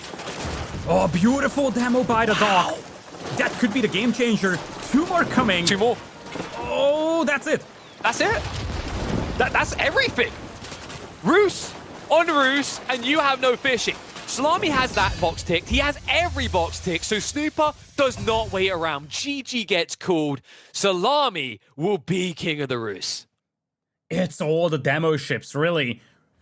Obviously, there were some raids by Szalami, a couple of villagers being lost here and there. Slightly different approaches in the strategies, but at the end of the day, you look at the military graph to understand where this game went south for Snoopa. Those demos really came in clutch for Szalami, not just the ones in the last few seconds of the game, but also prior, that won a large battle near the neutral island. That is really what swung it in the favor of Szalami. And this is also an educational lesson on, yeah, education lesson, of course, good words. This is a lesson anyway on how you can hold your opponent hostage with demo ships, and positioning is key to that. Notice what happened here is actually that there's a hard pivot onto the flank in those later fights where Szalami has like 4 or 5 demo ships just sitting there. He isn't necessarily going to kill anything, but every time he threatens to kill things, Snoopa has to back away. Snoopa also has limited archer ships, as you typically do, but when your formation gets 20 plus large, you don't actually have all your angles covered with archer ships instantly, right? You're either on the left or the right side or too far back because you're 3 files deep. That's what was brilliant about this. Szalami just essentially held the fight hostage, so every time he had an edge, he shuffled in, and Snoopa can't return fire. He's too busy running away. And now we are heading to Canal. This time around, Snoopa's gonna have the Delhi Sultanate, and Szalami will be in command of the Mongols.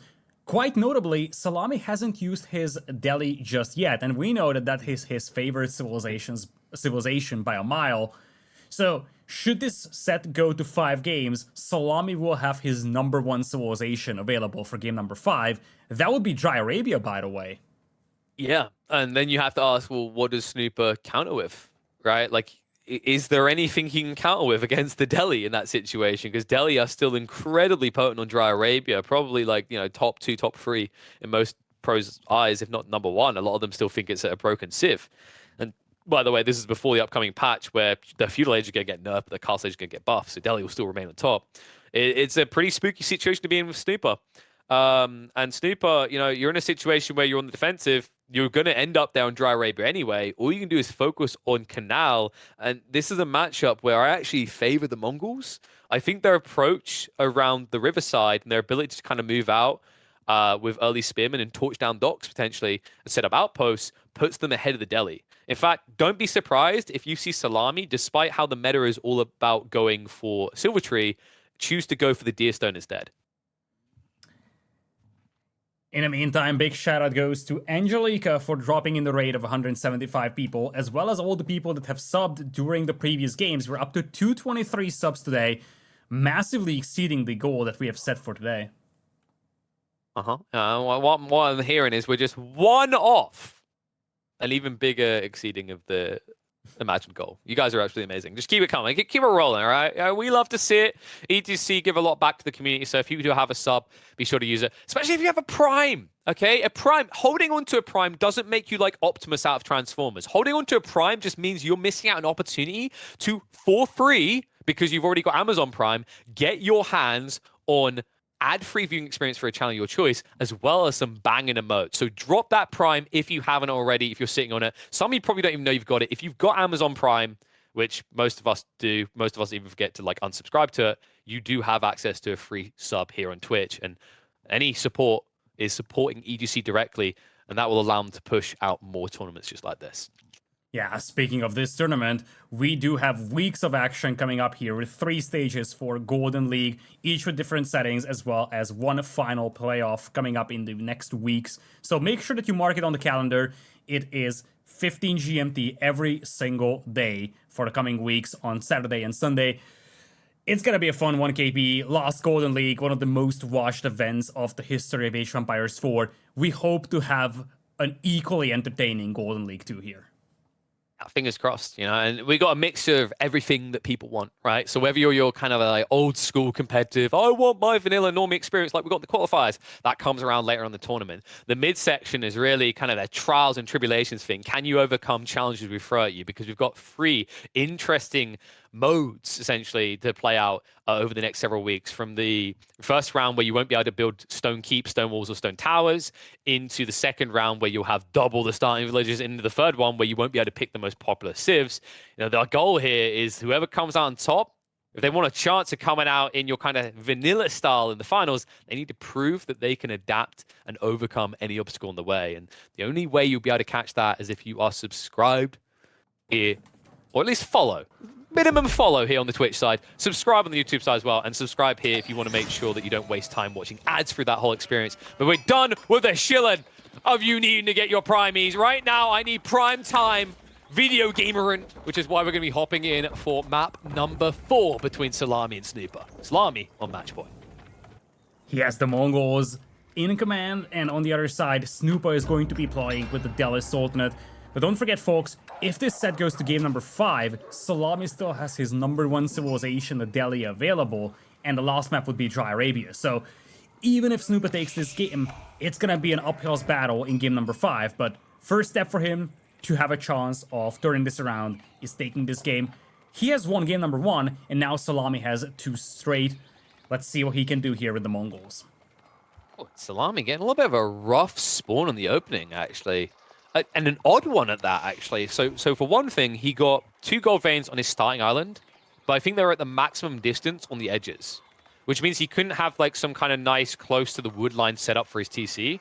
Does mean he's playing a baby wood line and he'll eventually have to move out the Gur, but this is just going to be another encouragement to probably going into a Deerstone build.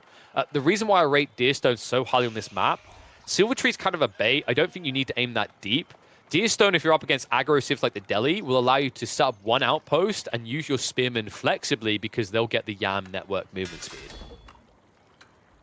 I agree. I think at this point, the concern of going for a Silver Tree is that you're up against an aggro civilization, the Delhi. They want to establish map presence, and they want to do so very close to those neutral markets. One of those sacred sites is always close to the neutral market, one apiece. And because of that, the primary target for your trade is kind of the same location that the Delhi will target in order to capture the sacred site. So you really can't secure your trade because it's always going to be in a conflict zone. It's like when you're playing against Delhi, right? Like, what was one of the most standardized builds? Like, wherever they go, it typically involves horsemen. So they'll have flexibility to respond to the flanks. And sure, you could respond with horsemen yourself, but you just get stuck in the mud here. And if off to the side, say Snoopa's picking a sacred side or 2, he'll always tick a timing quicker than you. This instead gives you the ability to manipulate the way that the battle plays out on the riverside, right? Because when you get these outposts up, your spearmen can kind of move in, move out quickly, try to torch something down. It also just allows you to kind of like daisy chain between outposts. Like, expect Szalami to drop 1 outpost and then shuffle a second in closer to the riverside. Yeah, first outpost coming in here from Szalami. It's actually the very passive position. He may end up canceling it and creeping up a little bit more on Snoopa's dock. Snoopa, not much to stop this with for the time being.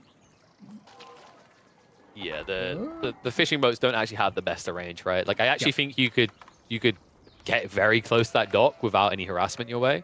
It's kind of weirdly defensive from Szalami, actually. Yeah, it's way too passive. It's not going to reach the fishing ships immediately. Now, so I think his goal here is to cut off the majority of shoreline fish. Yes. So if you look at Snoopa's dock, you can see to the right side, there's like maybe 2 or 3 max. All of them are actually where this outpost is being placed. Exactly. This is something you pointed out in a previous set, that the density of the fish available increases towards the middle of the map. So for Szalami, the primary goal here is not to deny the fish altogether. It's more about cutting off his opponent from most of the fish that's available. Yeah, it's like you can't build walls, right? So this is as good as it gets. And you can actually see the second outpost is going to be going up. And the cool thing is now, because you have spearmen camped here, if he tries to react with the fishing boats, you instantly just garrison, and he's going to start losing fishing boats.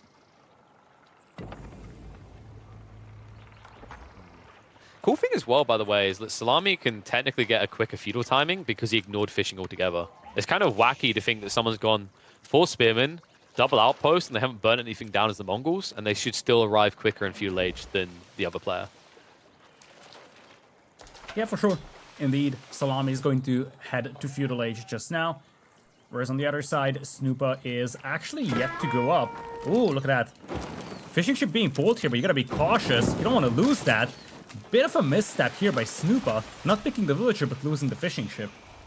I think the play there for Snoopa is to pull all the fishing boats and instantly target the villager. That's the only way you make that play. You maybe lose 1 fishing boat, but you kill the villager if you do that. Oh, Szalami actually going for the silver tree instead of Deerstone this game. All right. I mean, it's tempting, right? Yeah, like, you should be able to get some it. trade. It's a longevity type of a thing, especially if you go back to game number 2, where Szalami was very successful with the trade. Now, I would highly doubt that he would go for the trade immediately. It's more about, okay, if I have the map control, if the things work out the way I imagined them mid-feudal age, early castle age, I'll be able to start setting up my trade instantly. I think that's the story here for Szalami, rather than just going straight towards the trade. Yeah, I think it's kind of like a case of Deerstone puts you on a faster timing, but the weird part, like the reason he does this is, like, I think Deerstone is on your mind if Snoopa reacts more aggressively in the early phases. But instead, he's gone for this very kind of weird mass spearman approach. Like, I say it's weird, like, it's understandable, right? He needs to torch down these outposts, but he's wasting so much investment into this in a situation where you're already getting a slow tech up timing, that there's a big risk that by the time you're ready to torch outposts, there's going to be an archer ship. And then you don't do anything with these spears. Yeah, and it's 2 towers as well.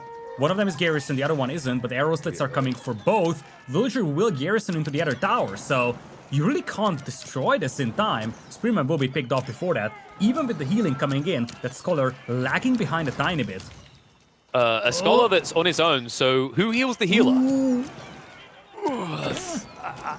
That was before Piety even. That's the bigger thing. He's even repairing. Oh, great play there from Szalami. Also, remember, he garrisoned the Khan, so he's got more damage output out of that unit than he would have otherwise. Szalami, a little bit ambitious with the attempt to repair again, but he's won this. He's done enough. Like, there's nothing Snoopa can do. And the crazy part is Snoopa targeted the worst outpost, not the better placed one. Exactly. And in fact, now this outpost can reach the fishing ships. The villager also survived at a very low HP. So you can even think about the second tower if you're Szalami. Right now, this is a terrific start for Szalami. He's beaten his opponent to Feudal Age, doing damage to the fishing eco, won a battle, and critically picked off the only Scholar that Snoopa had on the playing field right now. Well, terrific for one means horrific for the other Snoopa. This is about as bad as it gets. I mentioned not many shoreline fish on the right side here. You won't be able to access the other ones. There's also an archer ship coming in a situation where you're slowing your tech up. Look at the desperation. Snoopa had to invest 12 villagers to rush up. Speaking of villagers, he's even going to lose 1 or 2 of them alongside the fishing boats now that the spring ships have arrived. Yeah, it's only 1 dock as well for Snoopa. He can't garrison all of his fishing ships. He'll probably have to just select the damage ones, try to rush for the dock if he pays attention to it. Otherwise, he's just going to lose most of them. And you see the first Scholar is just now coming in. That's going to slow down the research of Sanctity. It's going to slow down the entire escalation of the Delhi. And that's where Szalami can start flirting with the idea of adding a couple of traders. Because he sees how much damage Snoopa has taken at the beginning. He has slowed him down. The playing field is wide open to possibly send out a couple of traders. Yeah, and you know, the brilliant thing is how Szalami weaved in to get the instant info, right? Like, he scouted in with the Khan and saw the archery range coming. And archery plus spears, like, all that tells you is, well, not just what to counter, it's the fact that that trade point, Snoopa doesn't have great interception.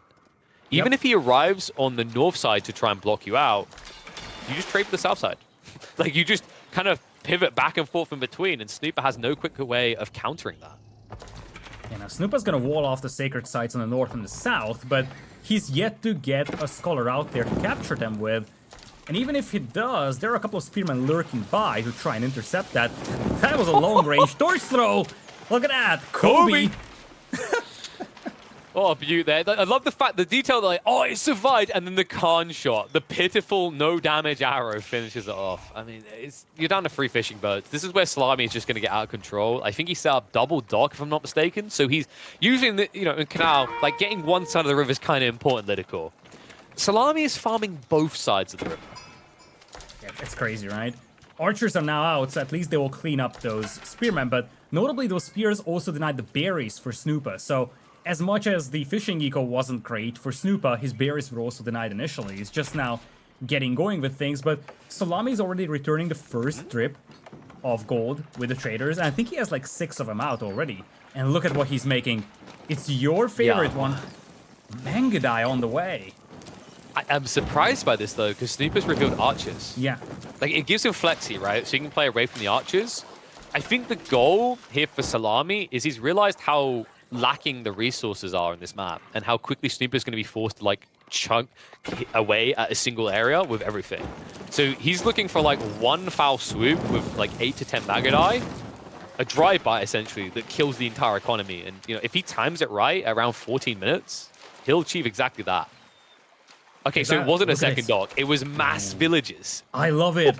Especially because this is something that we discussed with Szalami when we were playing team games back in the Danube River map, if you remember. I was like, well, it actually could work with the Mongols to just keep shore fishing and always move your gur. It would be so efficient, and looks like he picked this up too. And it's actually a very good way of getting insane food income that's very consistent, low travel distance, and I'm very impressed about this play so far by Szalami, and I agree with you. I think at this point, Mangadais is just a couple of drive-bys. I could see him just trying to use them to intercept scholars with, though, and also to simultaneously force Snoopa to invest into more archers, because with the food income that Szalami has... Boar? That's not the goal here, Snoopa, right? Right? He's like, wait, I thought we were playing on pop! Why is he attacking me? Oh no! The villager is 2 HP. He could have just jumped on that with the scout and got on him. It's too late now, and he's only got a few spears here, so now... Oh, he doesn't even get the kill on it. And the Magadai can just garrison. This is kind of crafty, right? So Szalami, if he ever gets the archer edge, he'll just rush with the Magadai. But in the meantime, he relies on static point defenses. Not only is this outpost network speeding up his trade, it's also allowing the Magadai to respond quicker on the flanks. For sure. And if you look at Snoopa, he only has a handful of spearmen right now. It's not like he can torch these towers down very easily. And at the same time, he still has no sacred sites under his control. In fact, Szalami is pulling the villager to the corner. He's going to try and tower that. Now, that should not really come to fruition, right? Right? Not with his current count. Like, he needs more troops to defend that. There shouldn't be any way he gets that up unless Snoopa moves away. It's kind of weird, right? Because, like, in this situation, you see your opponent has a lot of archers, so you build horsemen. But in some ways, you play to his hand. I kind of feel like a weird build that could work here is if Szalami had actually doubled down on archery ranges and built, like, Magadai plus archers. But this way, he has flexibility, because the Yam is going to affect horsemen and the Magadai. I think it's long-term story here for Szalami. He just wants his opponent to go heavy on the archers, because the goal here for Szalami is to beat him to cost and then go man-at-arms, and that's exactly the plan here. Grid. Magadai, I'll go commit to the fight. Not many spears here, so the horseman will reign supreme. And Snoopa, he's lacking the melee to hold this back. It's just a fight he's going to lose. You asked if that outpost is going to go up, and I think I've changed my answer. Yes, it's definitely going up. Exactly. Those Mangadai, they are somewhat tanky when you only have a few archers to fight them, and Snoopa's going to have to fall back. Horseman will push him away. Szalami, for the time being, he's reinvesting his resources into this one, but also banking up wood. Makes me wonder if he's thinking about extended feudal age and maybe a second TC at this point. This is rough to watch as well. Like, Snoopa's not prioritizing the Magadai. There you go. He finally switches, but he's wasting so much time on a horseman that's just there to tank, right? It's got the missile resistance to easily chunk up that damage. Second wave comes in, so he will be able to push back against this, but this is to Szalami's benefit, remember. He's able to continue to access the trade with no real hindrance. And so I know some people kind of like wondering what's happening with the tech upgrades. Just to remind people, Capture Age has a slight boo-boo on the bug side. Delhi's upgrades don't show correctly. He has actually got more than it appears. Snoopa is not a Delhi noob. He knows how to press buttons in the blacksmiths. And he has way more upgrades, but still, problem was numbers. Now, he's up to 37 military-wise, almost double the army of Szalami, but the concern here is that most of this is just archers, and you're going to have to push into those static defenses. Ooh. Now, he might have found an angle, though. Yeah, Szalami didn't expect to be intercepted that quick. He's still got a decent amount of trade through, but he should cut it off for the moment until he's got more troops. And he's doubling down on Magadai, by the way. You know, we mentioned, we were just talking about blacksmith upgrades for Snoopa. Really want to see him from Szalami. You need the ranged upgrades immediately. Look at the south. The Mangadai are to the south. Part of the reason why Szalami is getting pushed back here is because he went to the south. His Mangadai, I think they will try that drive-by you mentioned before. They're intercepting these forces here. But there is a group to the south, because he's got 7 Mangadai on the field. He's going for the eco. Can we actually can we get a priority option for Magadai where they don't attack palisades for the love of God? They didn't even kill the spearman because of this. There you go. A lot of force. He's on the wrong side, though. So if Szalami just goes north, he's going to find all the berry workers exposed. Ouch. Ouch, that's ugly for Szalami. Losing pricey Mangadai to the archers, wasn't paying attention. Yeah, because look at back of the base. Look at what he's about to do, Snoopa. He's wrapping by. He should know what's happening here. He's like, wait, where's all your food coming from? The Magadai try to die, but the horsemen get head north. The premium target's going to be found. Snoopa in full retreat, further away from his base, with a mass of villagers. Yeah, villagers have to flee, but they do survive. Concern is that now you have a tremendous amount of idle time on you. If that tower gets burned, it's also going to reward Szalami with some bounty. Now, good news for Snoopa is that he stopped the trade of Szalami, so right now Szalami is sitting on a bunch of traders that are doing nothing. Bad news. But he has all that food, right? Yeah. Like he has all that fishing. Exactly. That's the bad news. Huh. Sorry, I revealed your spoiler there. The only upside Snoopa did get back in that berry patch, but like the idle time alone, what was that? 20 villages just not working for at least half a minute.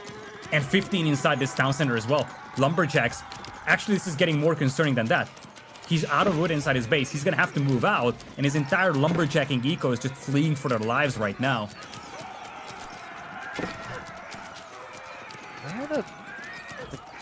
I mean, I'm trying to work out what Snoopa does next.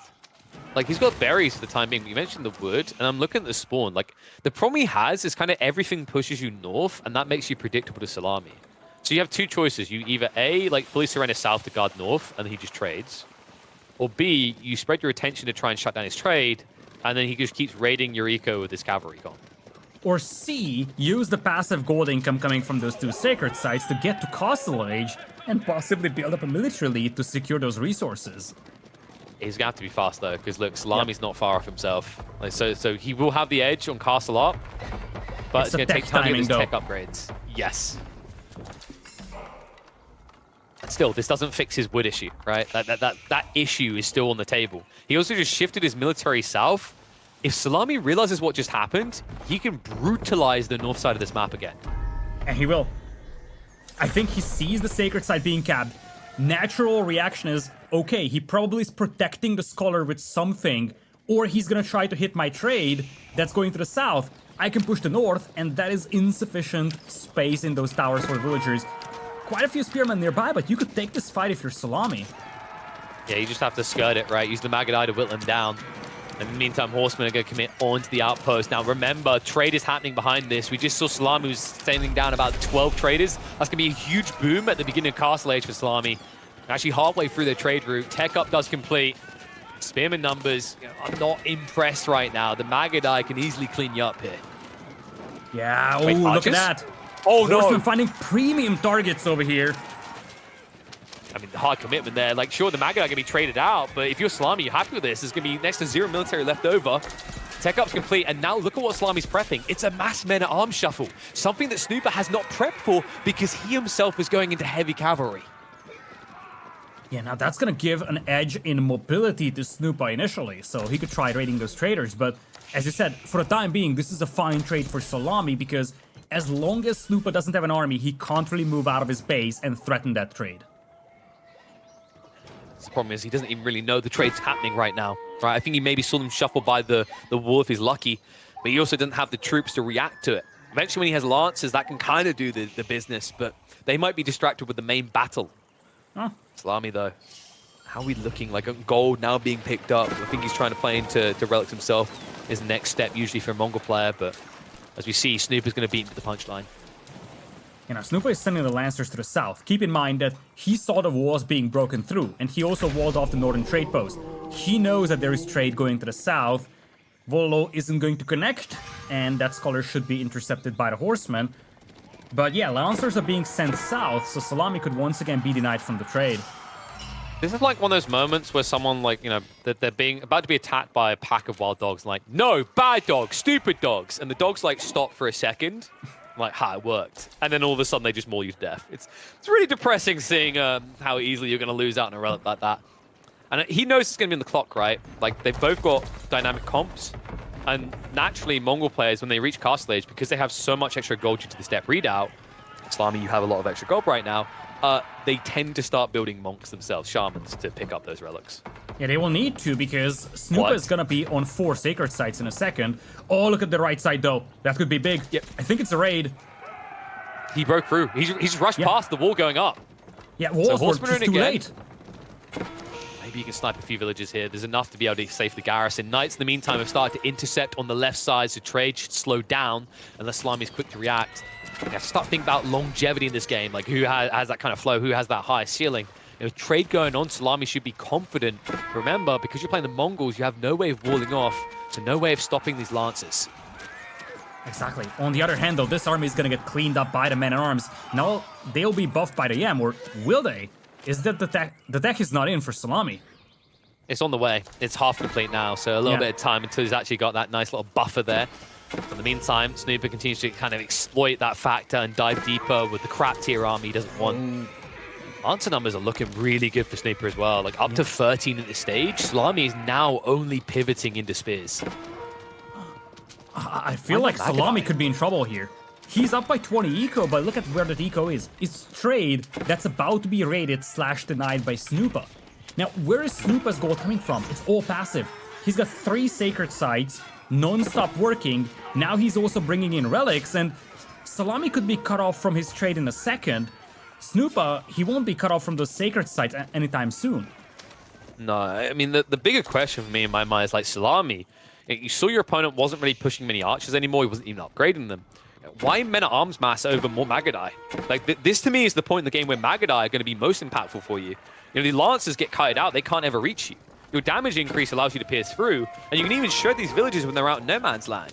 So I think Szalami, I like the spears, but if you add in an extra 10 Magadai at this stage, Snoopa is still incredibly exposed. For sure. I definitely feel like there is a way here for Szalami, but he needs to do something other than this very slow-moving composition of men-at-arms and spearmen, I feel. Because Snoopa has the Lancer mass to exploit that, just run past him and go straight for the eco, and then even out those eco numbers. This castle build up from Snoopa. It was spotted early. Szalami saw him running out. Wallow should force Szalami away.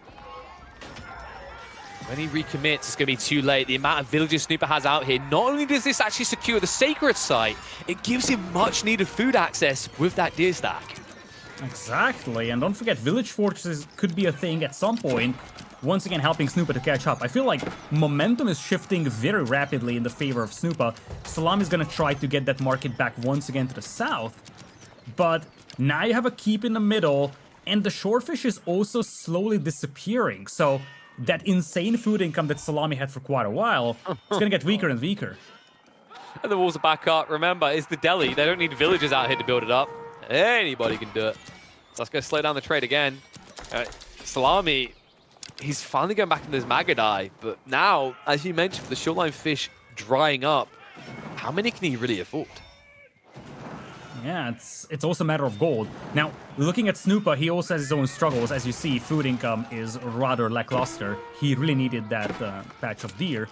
But once that's depleted, he's gonna have to make a farm transition, possibly. He has one more bear patch left to work with. And that could be a weakness that Szalami could exploit, because Salami's eco is still much more streamlined. He's got backup food sources, like berries at least, to work with. You say that, he just burnt through his deer, and his berries aren't going to last long. They're both going to have a huge food issue in the next few minutes, and usually Mongol players are prepped for this with their own pastures. Szalami hasn't done that yet. Breakthrough finally occurs. Szalami will make his way into the economy, so Snoopa taking a heavy hit. That eco chart is starting to look a little bit filthy in favor of the Mongols. Uh-oh. Another keep going up, though. That could be close. Mangadai and Lancers can loop around. This isn't going to be as obvious for Snoopa. Oh yeah, this could be concerning. Looks like the spearmen changed direction, just trying to burn their way through, but that's going to be casualties on Snoopa's side. Casualties he can't afford. He's down to 60 eco. I'm not even sure it goes up, because remember, there's a veteran Magadai, 2 knights here as well. This is going to be tight, but just look at the eco difference this is causing. Even if you get the castle up, you're not in a position to rebuild the lost forces. Oh, it's going to be so close. One tap. One tap. No! Oh, that's the end of the game, I feel. Every single villager going down, and a castle not completed. There is nowhere to go for Snoopa now. He is just half the population of Szalami. He's losing so many villagers. He's trying to get back with village fortresses, but it's coming too late now. Szalami has a standing army of 50 Mangadai men-at-arms, a bunch of spearmen. Snoopa, he couldn't afford a direct engagement right now. And if you're doubtful on how over this is, you know, Szalami, look at the amount of gold he's got in reserves. If he actually just trades for wood and sets up pastures, he's set for late game. Snoopa is now just flatlined.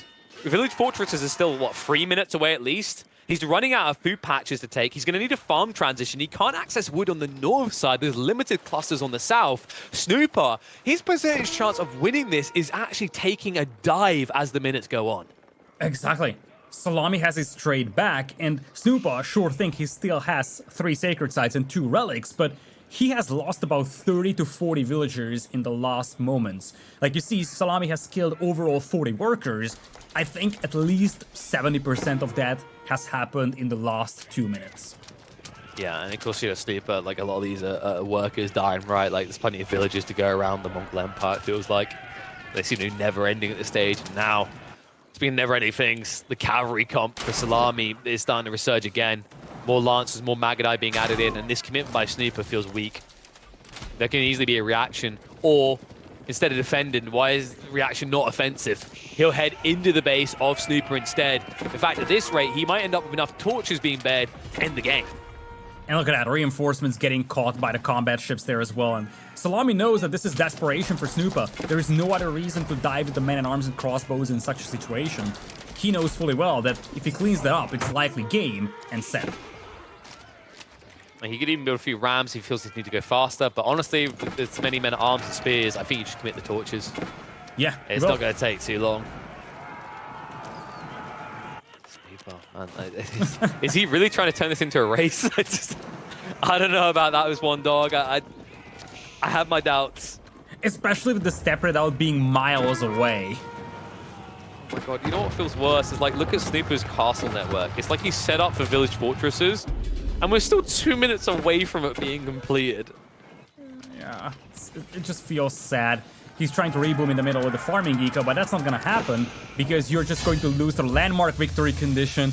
Snoopa taps out, and with that, Szalami, winning 3 straight, takes the set and qualifies for Golden League 2 with probably what was his best game delivered here in game number 4. Yeah, with $70,000 on the line, takes the money shot. Of course, he's not going to access that $70,000 immediately, but now he gets an opportunity to go into the main event for it. Big congratulations, Szalami. Commiserations to Snoopa. But don't worry, folks. If you're like, where's the Aussie representation? This guy said in the chat that he was Aussie Drongo, but he's not. They're not on the cast. They're not in the game. They're not succeeding. Don't worry, all right? Snoopa's still got another shot at it tomorrow, same time as today.